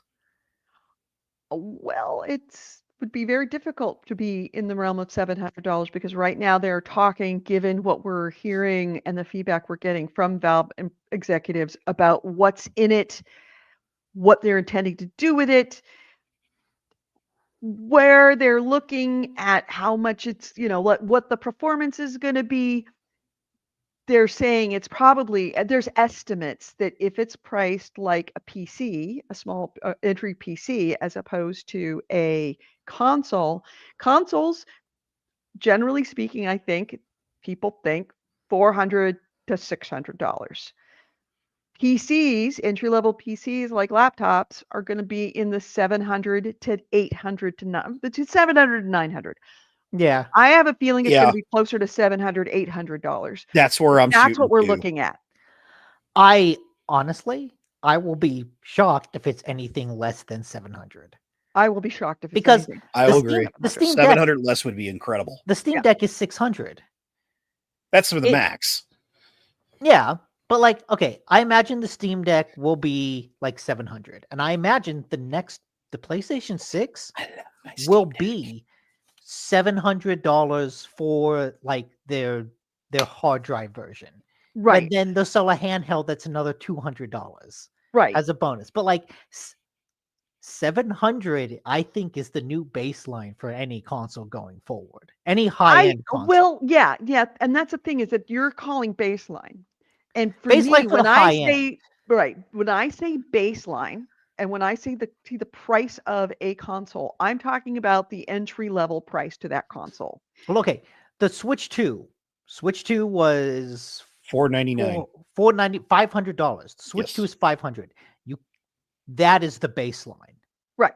That's you the cannot baseline. go higher than 500. So already the baseline is like It's already been pushed so far higher out. than you really expect. Right. Yeah. I mean, the baseline for a PlayStation, the teeny tiny one is 500. Yeah. 530. So I think that when we're talking about baseline console prices, we're talking in the $500 to $600 range currently. Mm-hmm. Now, I think that the Well, then- entry to Steam machine into it, if we're talking about them being in the $700 to $800 range, this is appreciably going to change the conversation at Nintendo and especially at PlayStation about how much they can charge for their next, the PlayStation 6. Yes.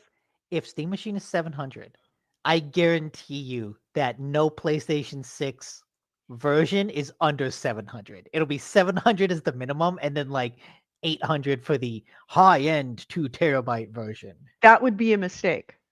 They need to occupy the space that Microsoft is going to vacate. And I had said that I thought that the Steam machine might be taking the place that Microsoft was vacating. It's not. Now that we're hearing this from Valve executives about the pricing, the only way that the PlayStation can compete is to occupy that lower end space. I don't know, because by the time PlayStation 6 Because comes remember, out, they subsidize. it'll- Steam So does is not Steam. going to subsidize, which is kind of weird because they're making 30% on every single game that you put on there. Yeah. But they've also- said that they're planning to sell it for its profit of its own box, whereas PlayStation subsidizes. Because Steam doesn't need the money. Valve doesn't need it. They're like, this is a hardware. We're they're doing this on a lulz. lark. They really are doing it for the lulz. Gabe lost a bet, and now he put out a console. But by the time PS6 comes out, its hardware will probably be several times more powerful than the Steam machine. So I think Sony could get away with selling a more expensive PS6 and saying this is your high end, because the way I see it now, that's what they are. That's what Sony is now. They are the only high end console people. Xbox is gone, right? People are just buying PlayStations. But can they ask for that much and a subscription? They can, as long as they still support PS5, because they still support PS4, right? They still support that console. They still support that ecosystem. If they just put out a new console and say, hey, everything's still backwards compatible, then it's like just a phone. And people pay $1,000 regularly for new phones. That's a weird market too, by the way. Oh yeah, very.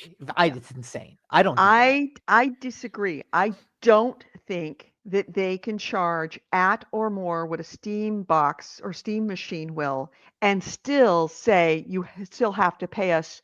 Was it $15 a month?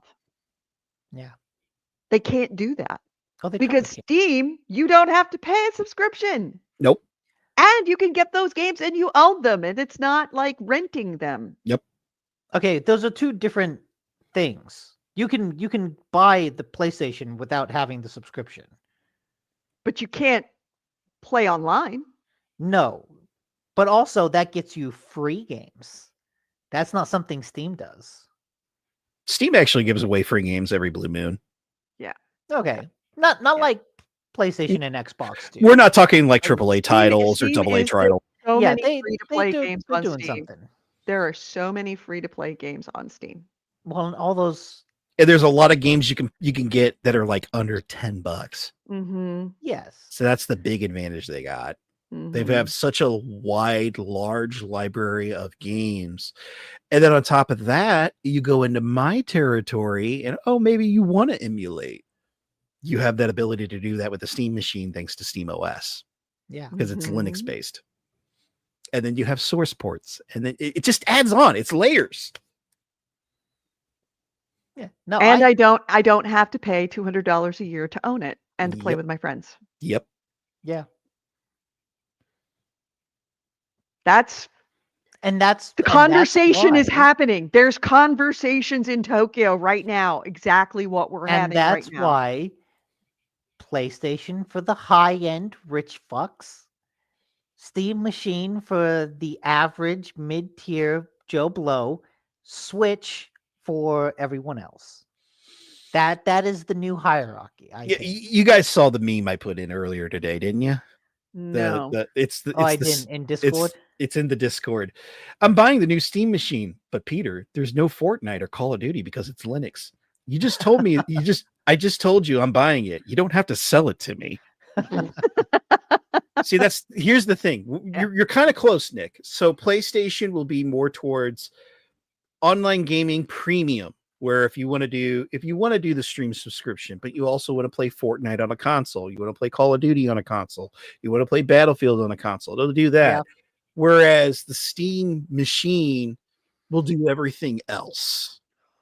Can you explain to me when you say you want to play Fortnite on a console, you want to play Battlefield on a console, you want to play Call of Duty on a console, what the difference that would be materially to playing it on a Steam machine that acts like a console? Well, there's a problem because you're not going to be able to play those games because of the Oh, that's kernel. right. That's right. kernel. The kernel. The I forgot anti-cheat. about that. The anti-cheat kernel. Yep. Okay, you're right. Until You're we right. get to the point that the anti-cheat kernels are lifted off of a kernel base, we'll be fine. Which there's still a ton of multiplayer games out there you can play that don't have anti-cheat that goes that deep. Yeah. In fact, that's like the more significant issue of like, wait a minute, what games can't it play? Because like, it's not Battlefield, it's not Fortnite, but those are kind of the two big ones. But then you also have to ask, any new multiplayer game coming out, the question then becomes, oh wait, can I play this on a Steam machine? It is a big question. Which Unless is not a problem unless for Valve. I think that's a problem for developers. Yes, I think, and I think that's another topic that's being brought up because of Linux gaming. A lot of what did I just see recently? Like they're saying like it's 80 or 90%, and that doesn't mean that it just plays. It means that doesn't mean that it plays perfectly. But there's I gotta find this range here.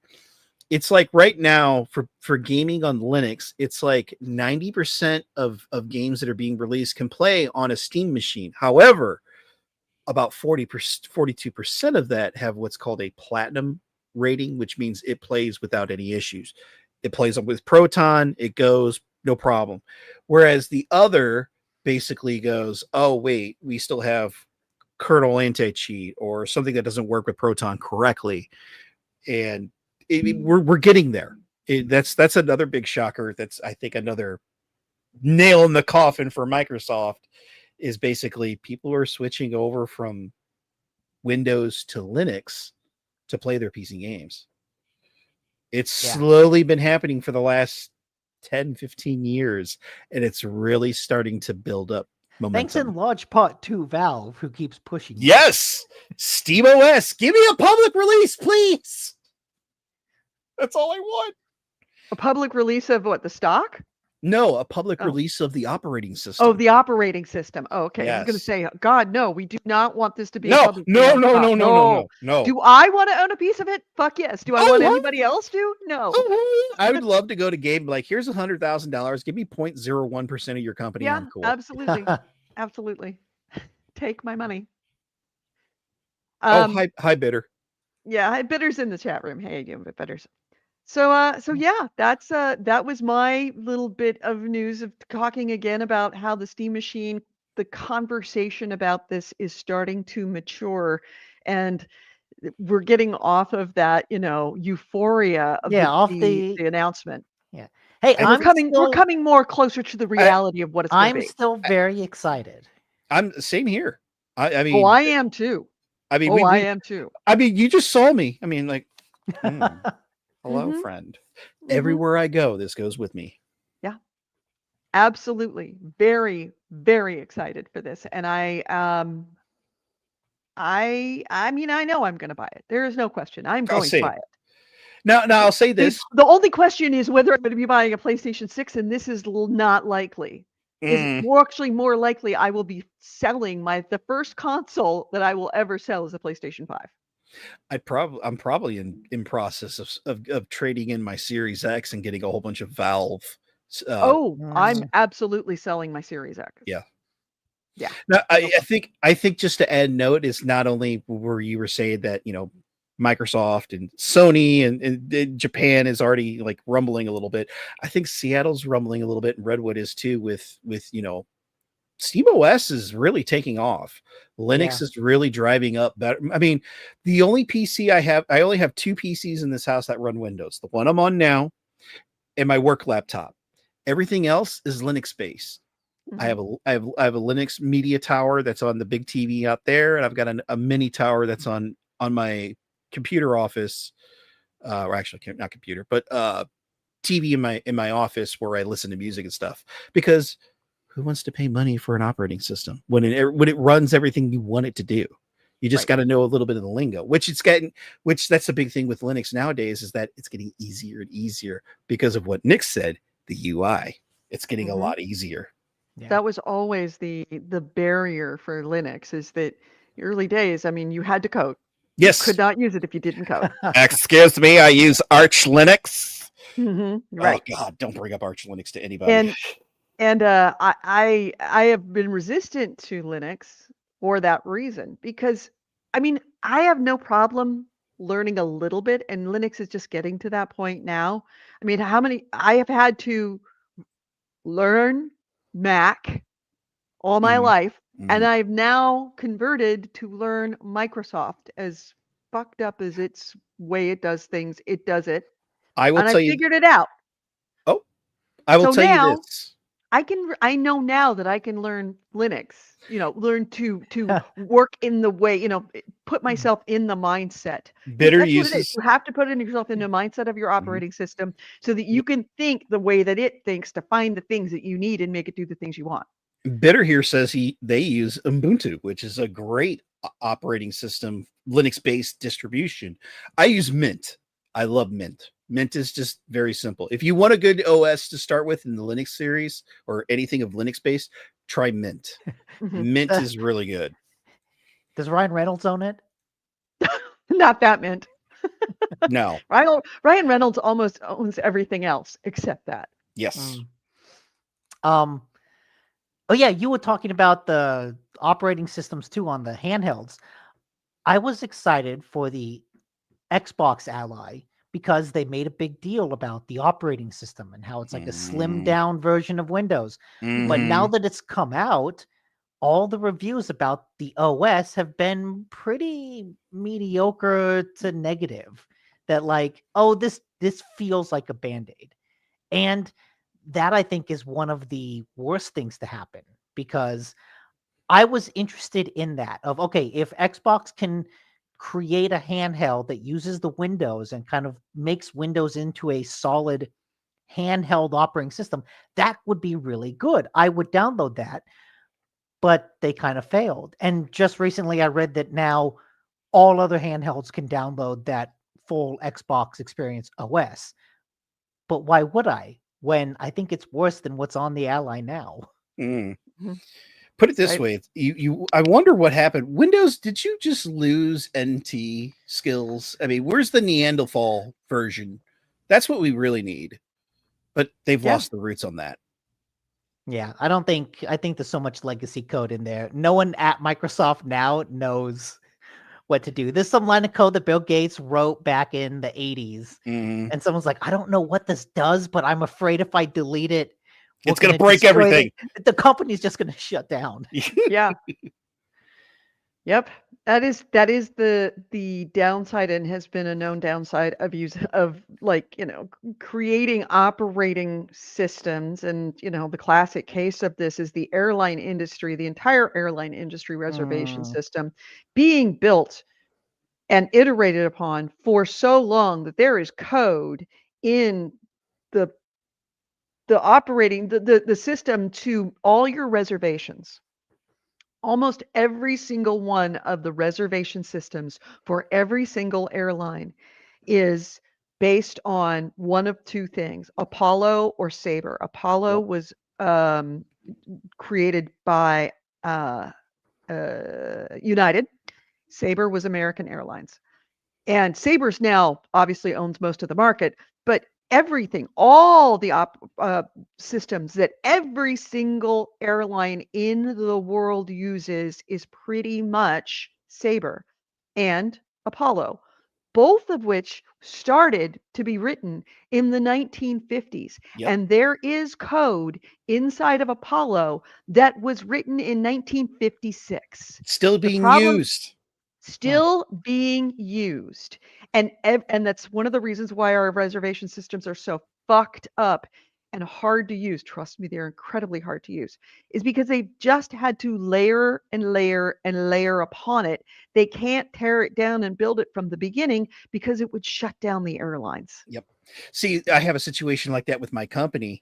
We were using a Unix-based legacy system, and we just finally swapped over to a web-based.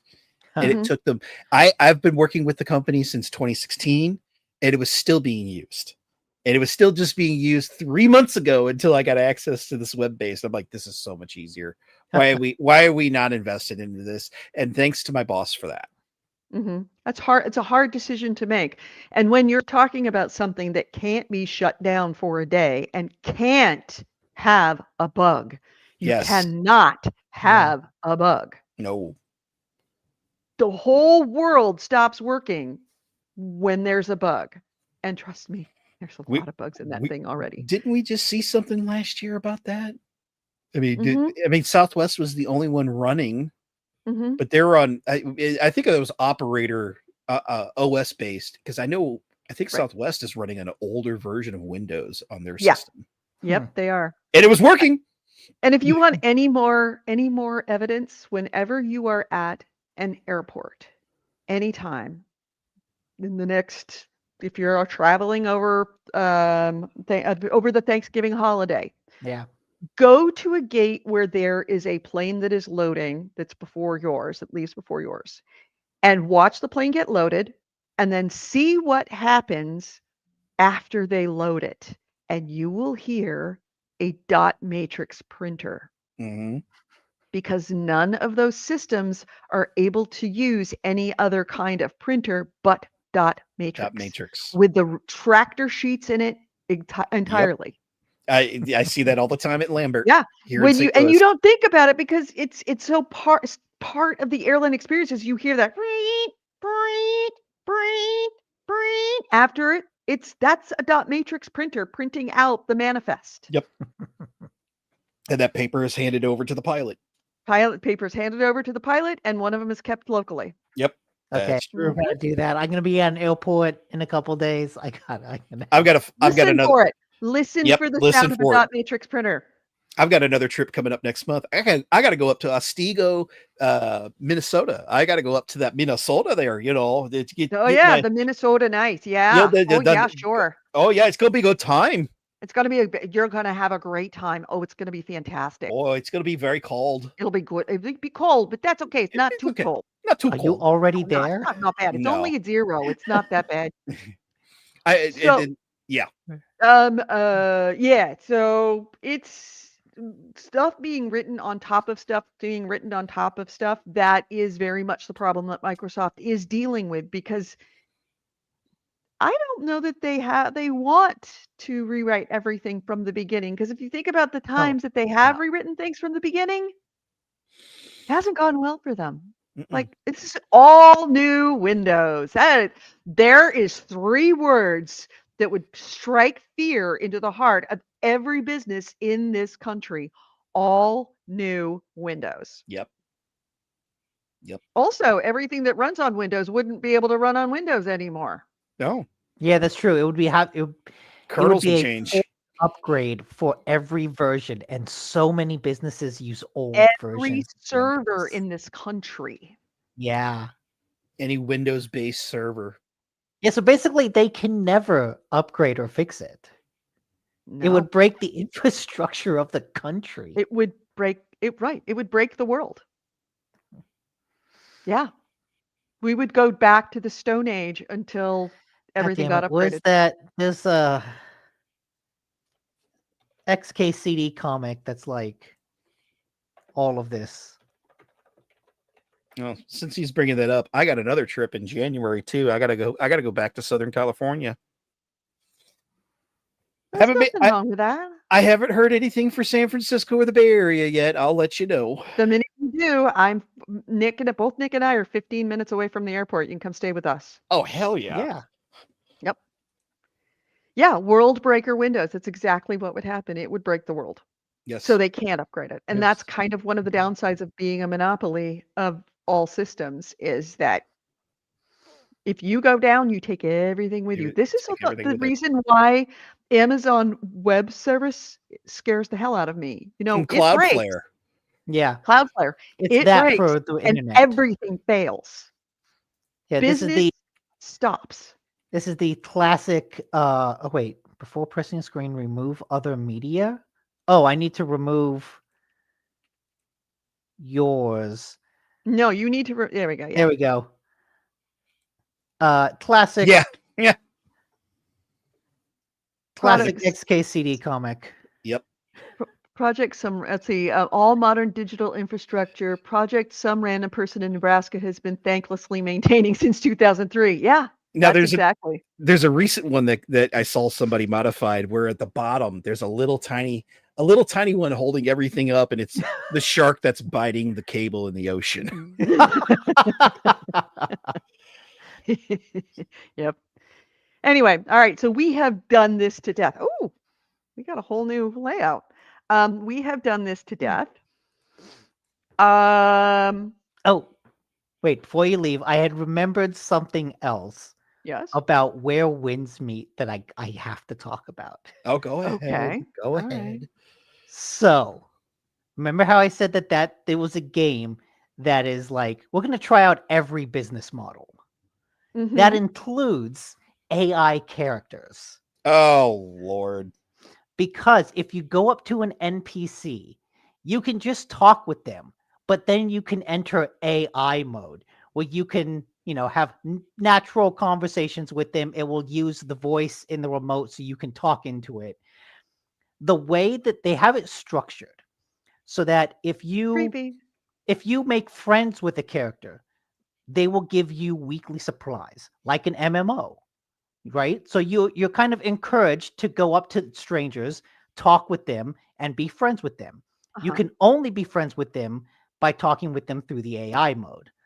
You can't do it just through voice prompts because they'll just give you things. So it's trying to encourage you to use the AI mode to make friends so you get resources. But it tells you, hey, Bill is a cook and he has 4 rules that he always follows.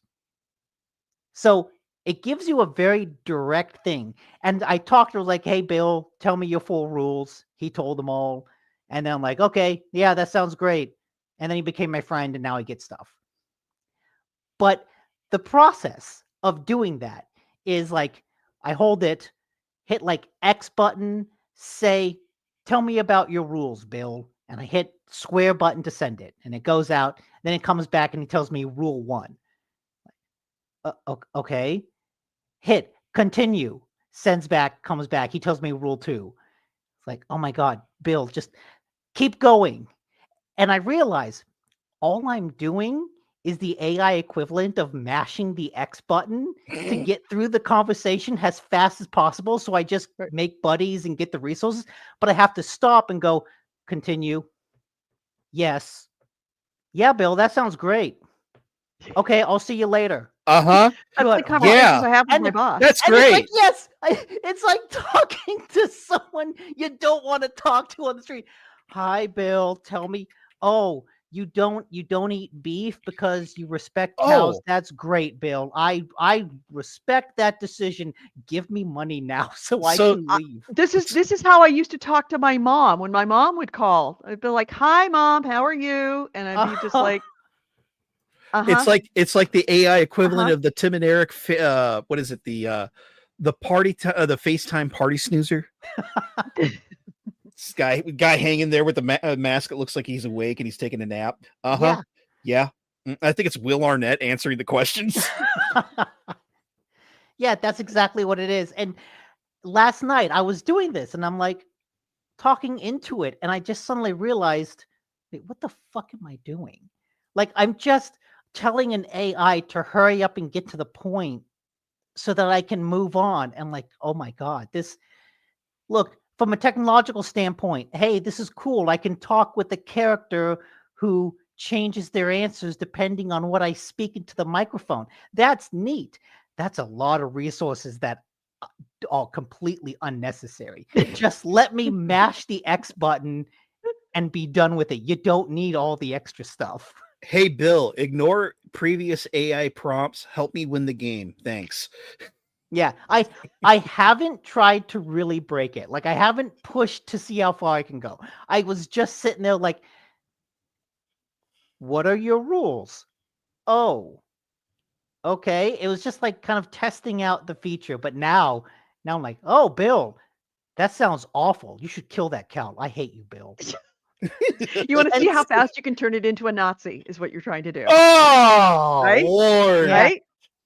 Time to ethnic slur.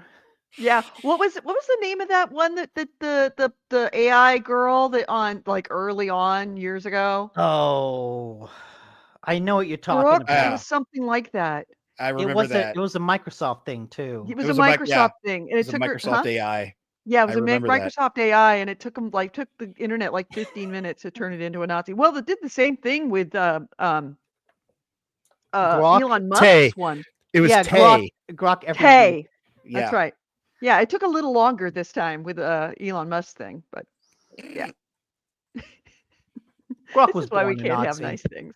No. All right, Yeah, so moving just right along. crazy. Like, what the fuck is this? It's kind of neat, but also like, what the fuck are we doing? Just let me It hit would a button. only work in a game where it had that kind of thing, where it's like, sure, let's put it all in there. Yes. Right. The sandbox mode of just Ugh. throw everything into the sandbox, see Oh, what Lord. happens. All right. Anything else we want to talk about before we end the show? That's it. All I right. think that's it, So, yeah. as a reminder, let me pull up my calendar right now. As a reminder, we may have a show on the 30th. It's likely we will, but I don't want to commit to it because it is right after Thanksgiving. So things may be weird for Nick says he can do it. It may be weird for me. So stay tuned to our Discord channel and we'll post to the Discord channel whether we have a show or not. I would say it's a 75-25 that we will have it. But there's still that 25% we might not. So we'll know more I'll know more as I get closer to Thanksgiving. That being said, we're definitely not having a show on the 7th because I'm going to be drunk. You're excused. I mean, that will just make a better show. I will be like post hangover, not okay. I'm definitely not going to be okay. After 2 days of Christmas parties, I'm definitely not going to be okay. Israel says, I'm here during my family feast right now, you wince. You know what? I'm actually excited for Thanksgiving this year because, to be honest, the last 5 years I've had Thanksgiving to myself because my parents go down. They're snowbirds now. They go down to Florida. For the first time in 5 years, they decided to stay home this year. Oh, good. But I'm looking for. So I told them, it's like, where's my fucking turkey? Well, if that happens next year, you're always welcome to fly out and hang out with me because I can do Thanksgiving I can do it Thanksgiving in July if you want me to. I Oh, love to hell cook yeah. Thanksgiving. I've got enough points Love to use to some cook travel. Thanksgiving dinner. I think I've only got one personal trip I've got planned for next year. I am going to Midwest Gaming Classic, which will be my first time. It's one of the big 5 conventions that happen around the country. Mr. John Riggs will be there. That was pretty much what pulled the trigger. Sky, my friend down the road, is going to join me as well. And we're going to go have a good time in Milwaukee. Check it out, old school video games. You guys should come to one of these cons. You guys should definitely come to one of these events. I think you would have a blast. Really like it. Yeah, I think I would. 2026 might be a very interesting year for that. I would say if you were to do one, probably Portland, because I'm definitely thinking about going back to Portland. Okay. All right. That will be, keep in touch with us about that. I could do that. Yeah. So yeah, definitely no show on the 7th. So we will either be talking to you on the next week or the 14th. Yeah. Stay tuned to our Discord channel for those announcements. Bitter said, I love AI, but I don't like the idea of pressing a button to use my real voice in the game. Yeah. You could type. I had to use my voice because typing on a controller is hell. I much prefer to use a voice in a game rather than actually having to type something out. All right. So on that note, can we close out the show? All right. Let's close this out. You've been listening to GameHounds. GameHounds episode 800. We recorded this on Sunday, November 23rd, 2025. I've been Edie Sellers. With me has been Nick DiNicola and Maynard the Nard, May, our Mr. Maynard, retro gaming professional, as far as I'm concerned, by our standards. Thank you for the title. Thank you for being here, especially as part of a legacy legacy host of this show. Congratulations on 800, by the way. Thank you. And we will be having another opportunity for a get-together, for a reunion when we can get Tim on the show. But stay tuned for that information. Ways to get a hold of us. GameHounds.net is our website. GameHounds@gmail.com is our email. We record this show live every Sunday on Facebook, on YouTube, and on Twitch at 12 p.m. noon Pacific, 3 p.m. Eastern. Would be happy to have you come join us live if you can. Please join our Discord. You will find out when we are having shows, when we're doing live gameplay, when we're not going to have a show. We're talking to each other. Information on our Discord can be found on our website, GameHounds.net. It also should be found in all of the descriptions for each of those shows on Facebook and YouTube and on Twitch. So, our patrons, patreon.com/GameHounds. Thank you so much for all of the patrons. $1 a month is all we ask. Do we do anything special for you? No. Do we put in all of our stuff behind paywalls? Absolutely not. But you get the warm feeling and satisfaction for helping us pay for all of the subscriptions that are required to do this kind of show, and have been paying for it for the last 17 years, for the last 800 episodes. Thank you, thank you, thank you from the bottom of my heart. It does make a difference. Have a great week. Again, thank you to AC Ray for being our link bitch. You are fantastic. And stay tuned again to our Discord to find out the status about next week, and remembering that there will be no show on the 7th of December. Everyone, have a wonderful Thanksgiving. Eat well, be safe, don't drink and drive, and we will see you when we have our next show, whenever that is. And thank you again, Maynard, for being here. Oh, no problem. All right. Have a great week, everyone. Happy Thanksgiving. Buy a lot at Black Friday. Bye. Lot of turkey. Eat turkey. Yes.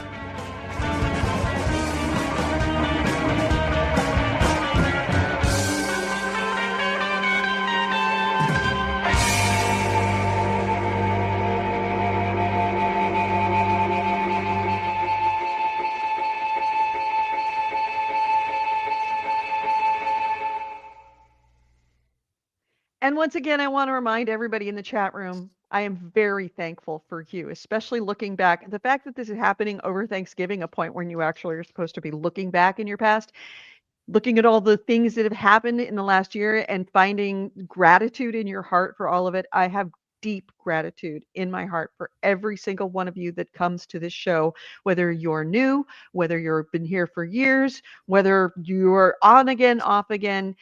I am very, very thankful for your friendship, and I consider you all family to me. And I will be thinking of you as family as I am having my Thanksgiving turkey this year. So thank you so much for being here.